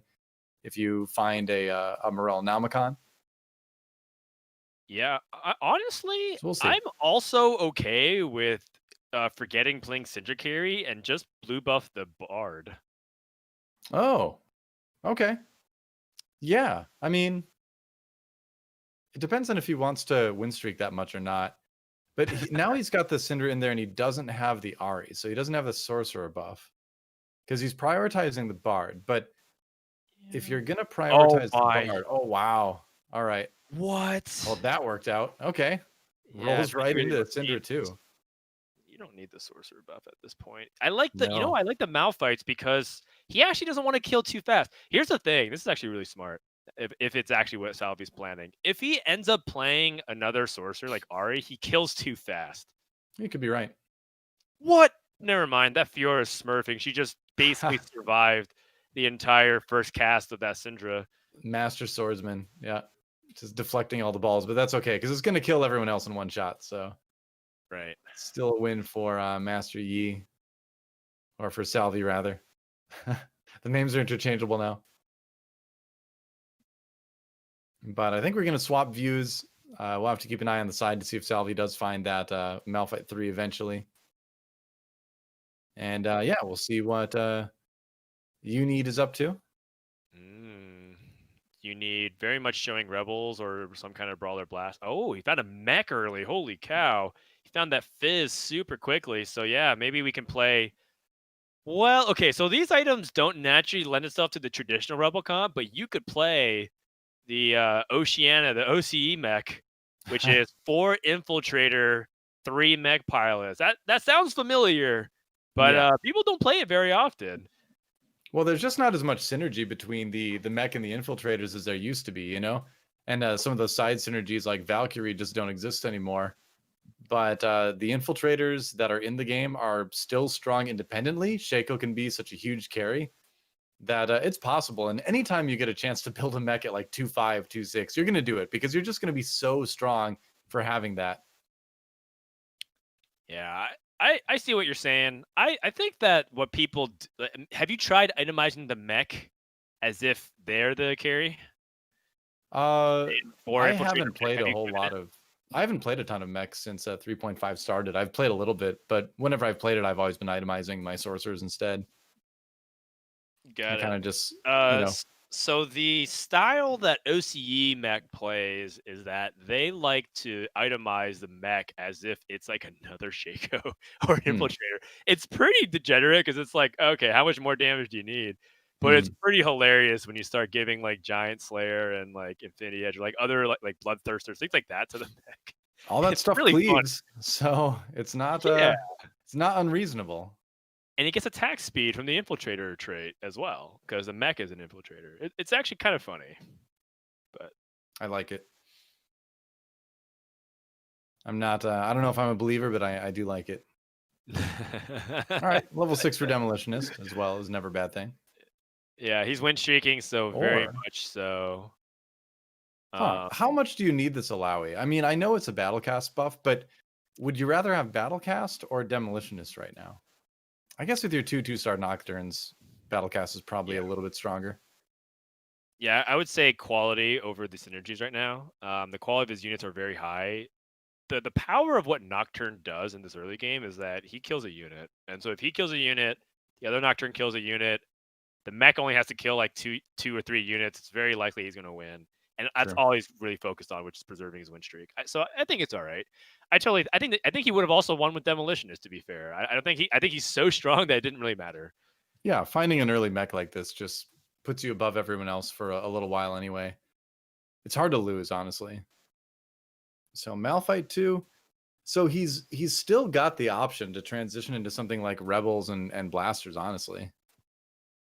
Brawler buff now. Yeah, he very much can. Yeah, because those can be those Nocturne items can be Jinx items too. Exactly. I mean, they actually best go on Jinx. Yeah. Based off of what we know about the game. And he could be doing exactly what DarkHydra is doing, which is just playing mech as like a rental and then eventually pivot off of it. But mech is just so powerful early game because units are at 1-star aren't equipped to deal with its AoE cleave. And you can just get your win streak going. Mech rental sounds amazing. I want a place where I can rent a mech for a day or two. Yeah, it's great for road trips. Roads? Where we're going, you don't need roads. Not with a mech. Right. I don't know exactly what they do in the galaxies to, vacation and relax a little bit, but yeah, you're probably right. Does end up losing. That Soraka heal has come up huge. Yeah. Quite the upset by BenVK, and you need like, how did I lose to this board? I mean, it's at the same time, I suppose you're kind of happy about it because then BenVK gets to keep his HP, and you going down 5 is not that big of a deal if you're a Unid. Yeah, I actually do think the second Nocturne would have won him that fight there instead of the Malphite. I don't think maybe he didn't want to win it. Could be one of those situations where he knew he was going to play against somebody on his team. Didn't mind giving up the win streak, giving up a little HP to keep his team in the running a little bit more. Could have been. Yeah. All right. Yeah, I don't know. It's a team-based competition, Frodan. We know they're talking about it. It's possible. Interesting. Well, the rerolls are starting to get online. Sasa already hits the Jarvan 3-star, very close to Xayah 3-star, 7 Xayahs, 8 Caitlyn's, handful of Fioras and Shens. Looks like Sasa's in a really good spot. He hyper rolled though. Wow. Interesting. You don't actually see people hyper roll these days. Hyper rolling is when you actually roll all your gold down at the beginning of stage 3 and then you start rebuilding it in an effort to 3-star everything early. Mm-hmm. And part of the reason why is because usually you want to actually have a pretty good economy and you also get free rolls anyways. So that's pretty intriguing to me that he chose to hyper roll. It's maybe because it's even contested. Is that why? I think it might be, being contested is a great reason to do it. Another reason is possibly because everybody else gets that free reroll. If you're just sitting there getting your rerolls at 50 and not rolling as much, the advantage that you get from quick 3 stars is not going to be as important because everyone else is hitting their 2 stars sooner because of that free reroll. And so maybe a way you can kind of get around that is hyper rolling. Makes sense. Yep. All right, well, we're going to swap on over to Sasa's point of view and see what he's up to. Seems like he still is in limbo, holding so many units on his bench. But the good news is that since he's rolled so much, his 4-1 roll, well, first of all, he rolled down so much that he's actually pretty strong. He has a Jarvan 3. But his 4-1 roll down probably isn't going to be that hard to hit the remainder of his units. I like that he's doing the alternate Xayah build, right? Where it's going to be Deathblade and Runaan's Hurricane. Rather than a defensive item, though, he's got the Last Whisper. So he's kind of got a little bit of everything right now. Haven't seen someone do this item build on Xayah in a little while, actually. Yeah, the data has shown that Deathblade and Runaan's Hurricane is very comparable, if not better, than Last Whisper and Infinity Edge in a lot of situations. I think the one situation it doesn't end up doing better is Vanguards, and he has the Last Whisper. So he doesn't have a defensive item, like you said, so he's very glass cannon. But if Xayah, can get online, he is going to be dominating the rest of the lobby for a while. Oof. Oh, one away from Xayah 3. Trying to fight the temptation to roll down right now. Mm-hmm. I am kind of curious too if he does plan on going into Fiora 3. This is a situation where if I'm in his spot, I'd be tempted to sell the Fiora to make 30 gold, whether he wins or loses. I agree. And a lot of times we've actually talked about this a few times in our cast in the past, which is like you do eventually kind of have to start being judicious about what units you keep on your bench and are hampering your eco versus what 3 stars are actually worth going for. Yeah. Yep, exactly. And Fiora has always been, one of the least important of the 3 stars to hit whenever you're doing any sort of hyper roll, whether it was the old Shredder or whether it's, this now, which could turn into Blade Masters. He's strong enough, but yeah, doesn't opt to sell the Fioras. Finds another Caitlyn. So that's 6 Caitlyns total.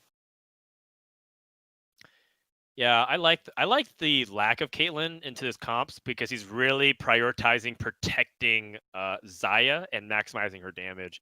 A lot of times I think I see people play Caitlyn because everyone tells people that Caitlyn's like the best 1-cost unit and she's really good in the early game and she activates Chrono, which is such an important trait. But he's like understanding where his strength lies, which is making Xayah really shine right now. Wow, he just found a Warmogs for his Jarvan 3. That's silly. All right. That's so powerful. Yeah. It could also go like Warmog's Frozen Heart, honestly. That Jarvan is going to be huge. Ooh, another Fiora.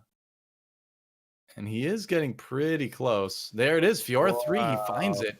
Really wants the Xayah 3, and there it is. Oh my gosh. Sasa just got so strong between the items and the roll downs. That is a ridiculous comp right now. Chalice? Yeah. Okay, I can see it. Oh, interesting. I was Chalice? expecting Frozen Chalice? Heart, but all right. I was as well.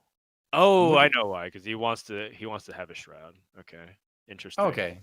Yeah, that's logical. Yeah, I mean, either way, Sauce is really strong. He just hit triple 3-star, and it looks like he is going to crush his way through. And he has even room to improve even further. If he finds Shen 3-star, then everything will be online for him.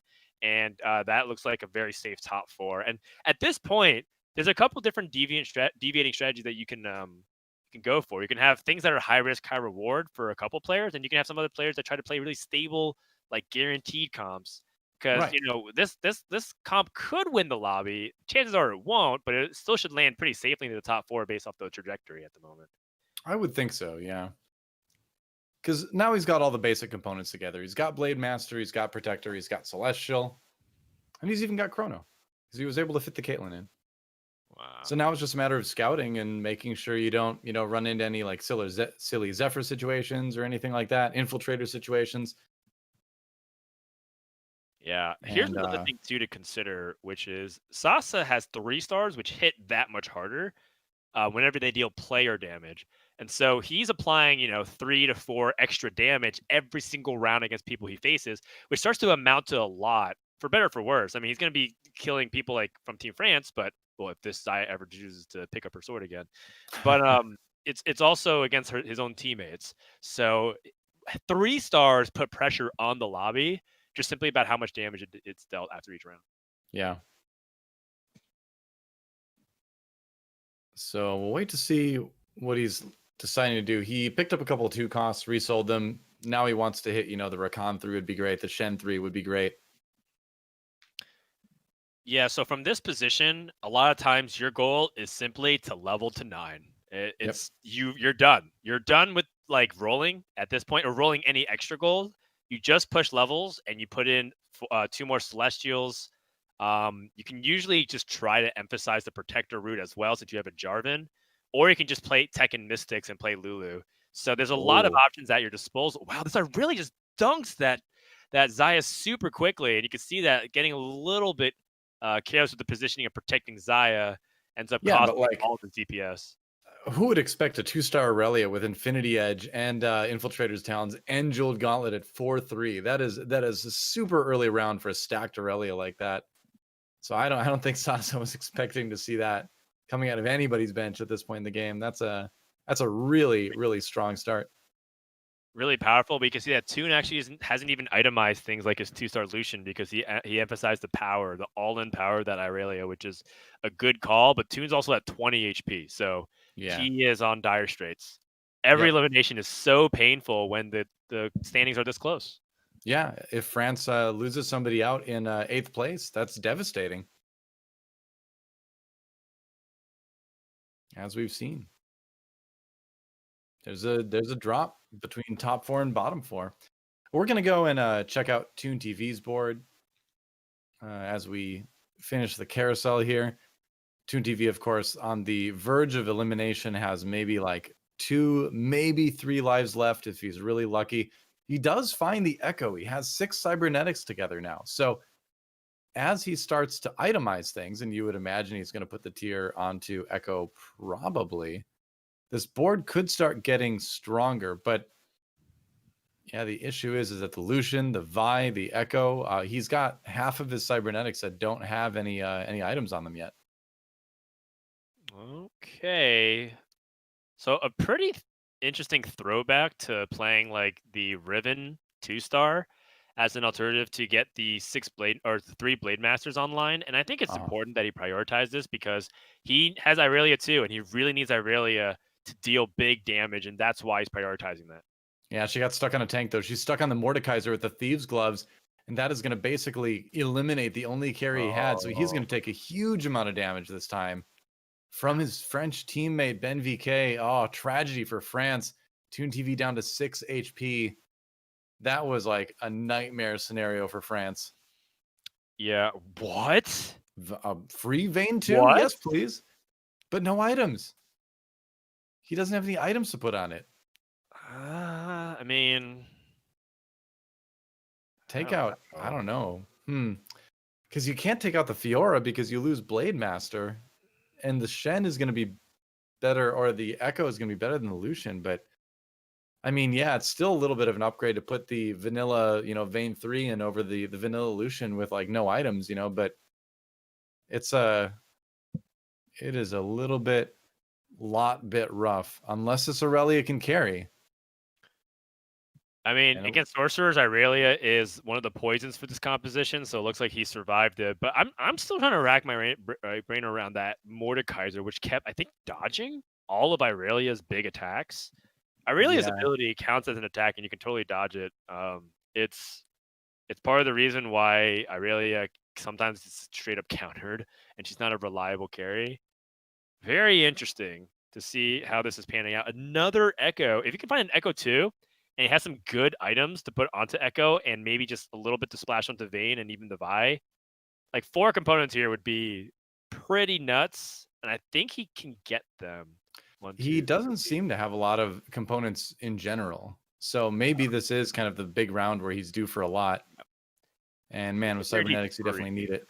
Okay, so he could build Frozen Heart on Echo and Deathblade on Vayne. Yeah. All right. I think that does work, yeah. Yeah. I mean, he's gonna roll down, see if he can find Echo 2. Yeah, that's looking for any way to get bailed out here because he needs even more significant power spike. He did kind of get make Irelia and just put an Infiltrator Talon onto her and move Infinity Edge onto Vayne. That's also okay, and then put Jewel Gauntlet even onto Echo. Echo gets the Shojin. I actually like this because I think now the phase of the game has passed where Vayne can carry. Yeah, that might be true. I always worry about the Shojin on Echo just because he tends to only get one cast at 1 star. He didn't even get any casts. Whereas the Frozen Heart would at least have been slowing the attacks from the Vayne and the everything else back there. So looks like he's out. Narkez eliminating ToonTV at 8th, and that is really rough for France. They needed every point they could possibly get, and an 8th place is not going to do them any favors. Yeah, so Germany's guaranteed +3 points now because even they finished 7th, they got that 1 point edge.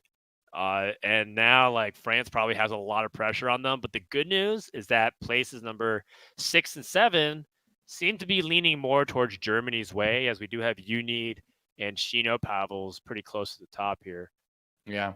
Even with ToonTV going out in 8th, I'm trying to figure out if France getting top 3 or getting 3 of the 4 top spots again would be enough to put them in the lead. Wow, check that out.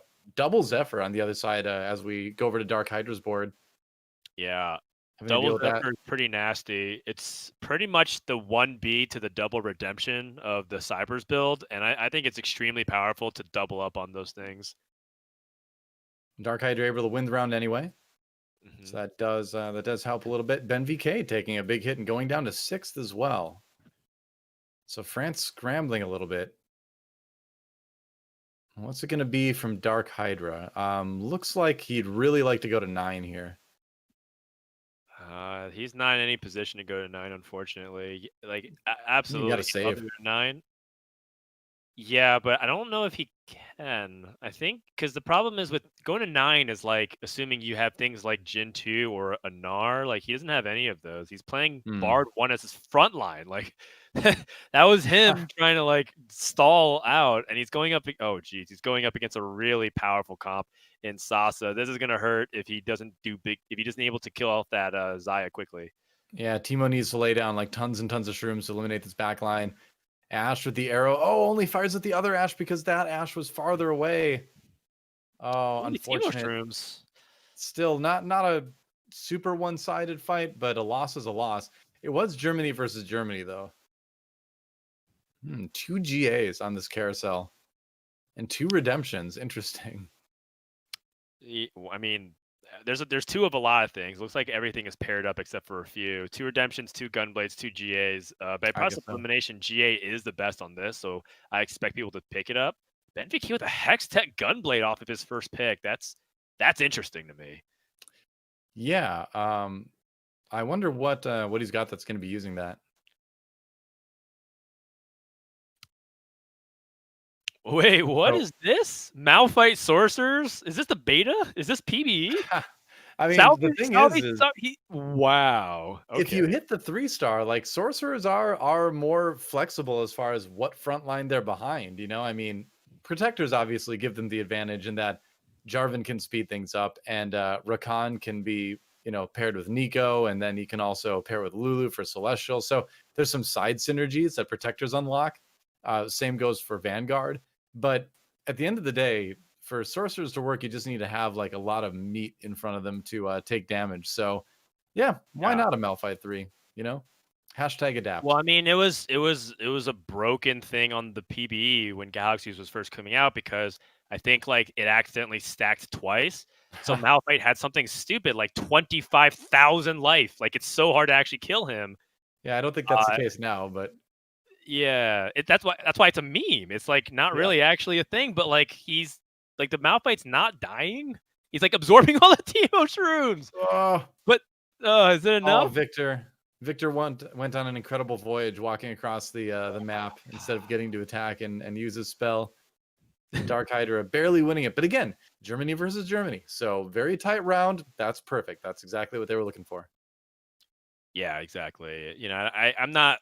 I think Salvyyy is also just kind of like slow bleeding his HP because the problem is Malphite 3 really starts dropping off when people start doing things like Giant Slayer scaling damage Sure. against Malphite. So it's less powerful right now. It's just kind of funny to see how much HP that Malphite has. I can't believe he's meming here in the final game where like the stakes are the highest when it's so close. He's just decided that since France already had someone go out in 8th, it's his time.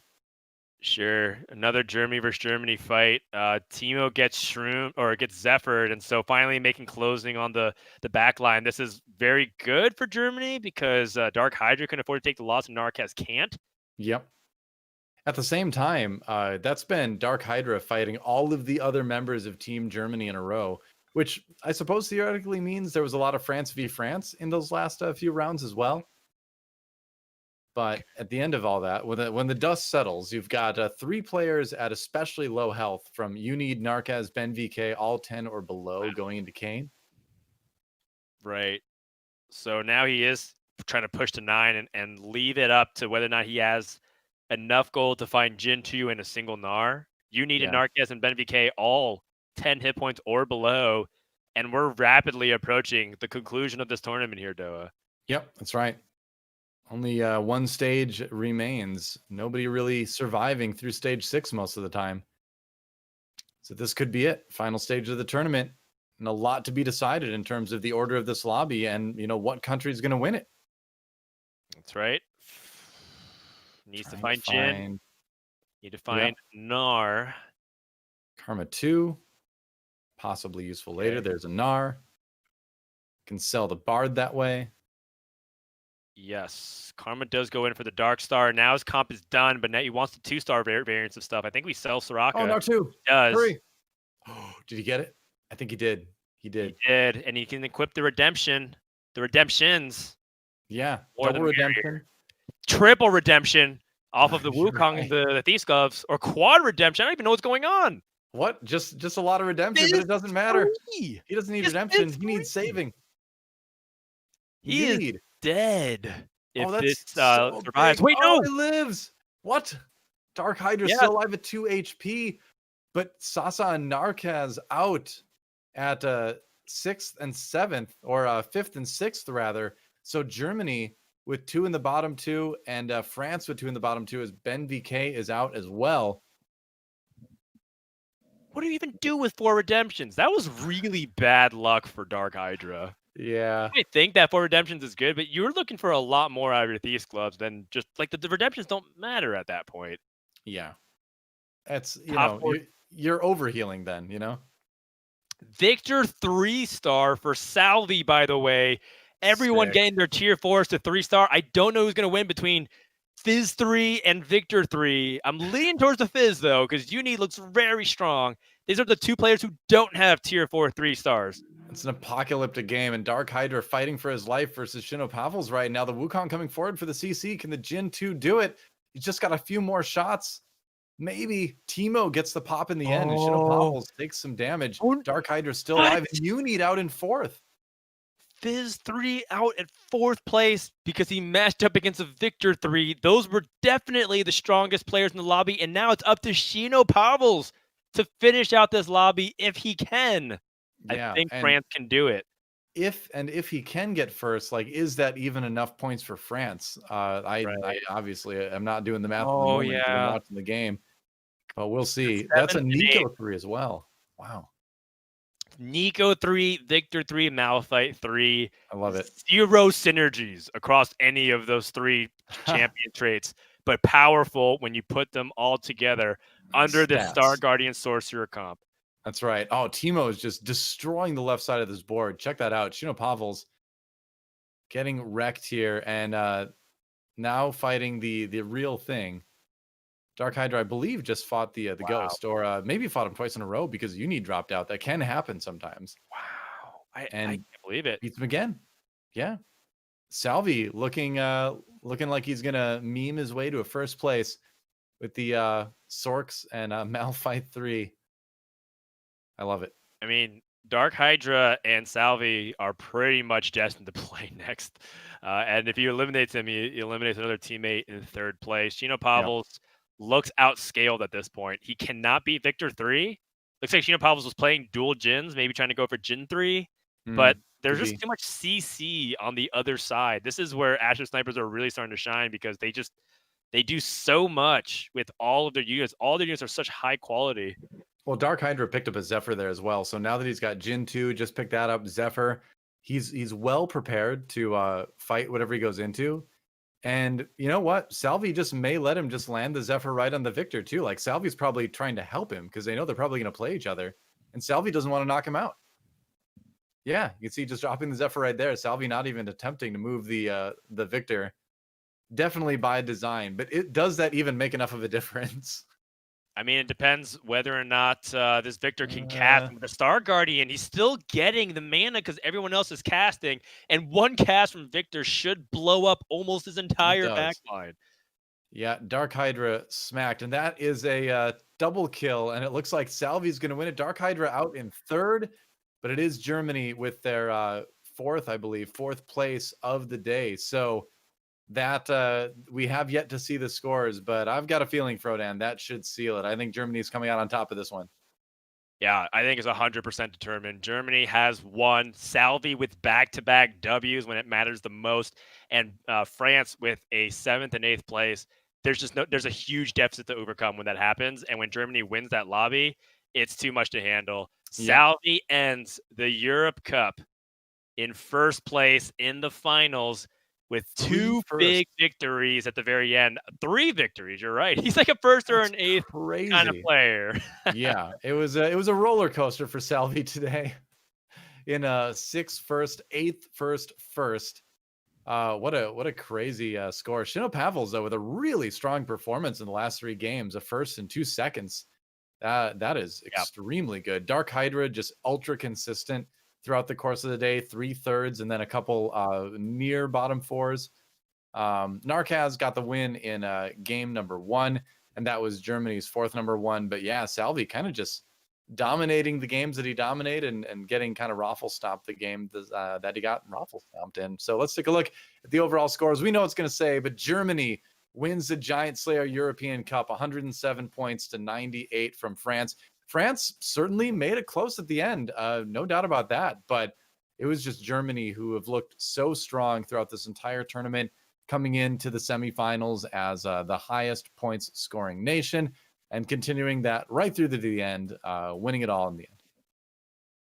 Yeah, it was super close at the end, and I have no doubt that if we played another 5 lobbies, the scores would be very close again. It Sure could probably be, would yeah. be within like plus minus 5 points. It seems like these players are pretty well evenly matched. I like some of the team cohesive strategies we saw with players kind of blocking certain comps and then transitioning purposely so they can let their teammate really develop into it at the time that they know that they're going to roll down.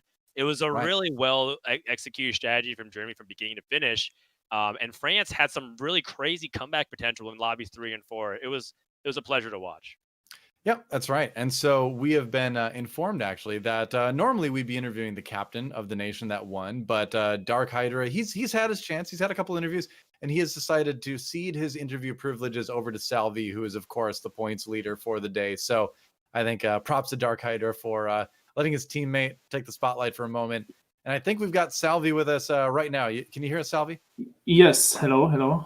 Hey, congratulations! Not only did you have the most points in the lobby, you got 3 first places, and Germany won it. How do you feel? Congratulations to the champion. I feel great, but it was probably a bit too easy. Besides the one game where I just slowed so hard. But yeah, it's kind of free. Yeah, you had like a 6th and an 8th, and then 3 firsts. So it was definitely like all or nothing with your games today. Yeah, I don't know. I just played 6 PM, which is pretty much if you hit, you win. If you don't, you lose. So yeah, I played for first a lot of games. Because, I don't know, in a game like this, where you have 5 games, it doesn't feel as bad when you go top 8. Yeah. Like, if you play alone in 1 in 5 games is top 8, you're kind of tilted already. But I knew I had a team, so I didn't mind. So speaking of the team side of it, now that it's over, what was the team's plan coming into this one? Was there sort of decisions about what anyone was playing composition-wise? What was the idea behind like communication? Would people throw to support other people in the team? Like, what was the general approach for Team Germany that helped you win it? So Hydra practiced League, Narkez played Valorant, and then me and Saza played TFT. So we just split. But for real, like the only thing we talked about was starting items, so we don't run for the same item. And then at carousels, if someone didn't care, like if I played BM, I had my items already. I just griefed people. Like I griefed Ben 2 times because he was first, so I just went for his tiers. Yeah, because I didn't care. So yeah. I was like, so that tier pick, and it didn't do anything. And I was like, oh, that makes total sense. No, because Ben needed it for blue buff, and I didn't mind, so I just went for it. Exactly. So League of Legends for the team side of it, Valorant for the APM and the board switching side of it. I see. So you're covering all your bases. The individual skills were enhanced that way. Yeah. We practiced really hard for this one, as you can see. That's right. Brilliant. Yeah. DM player versus 4 challenger players. For sure. Talk to me about how good it feels to like wrap up with, that crazy comeback Mastery victory in lobby number 4, and then playing like Malphite Sorks into Victor 3. That I thought you were memeing, and then it kind of actually turned into a win. Nah, I don't know. Like the Yi game, I was really tilted because I played Yi the game before, right? And I went top 8, and then I rolled like 40 gold, and I still didn't have a single Yi. So I was like, okay, I'm going top 8 again. And then for some reason, I stabilized on a Yi 1, then stabilized on a Yi 2, and hit at the end, so I could win. The game was really close. Yeah. Like that could have been a top 8 as well. Like if I don't hit the Yi and 20 more gold, I'm going top 8 that game. And then the Malphite game, I don't even know. I just got Brawler open. I had like 6 Malphites in trade sector 2-1, so I was like, I'm hitting this anyways. And then I got double Syndra shop when I had tier, so I told my team, I just need a tier, I go blue buff, I have double Syndra. I got blue buff, and next roll I had Syndra too. So it's like, sure, my mid game is safe. And then I just ran the Malphite for mid game, and at the end I didn't even cut him because it felt right. It was just so much front line. Yeah, so I don't know. I never played Malphite Sorks. This was actually the first time. And you probably shouldn't force it on ladder.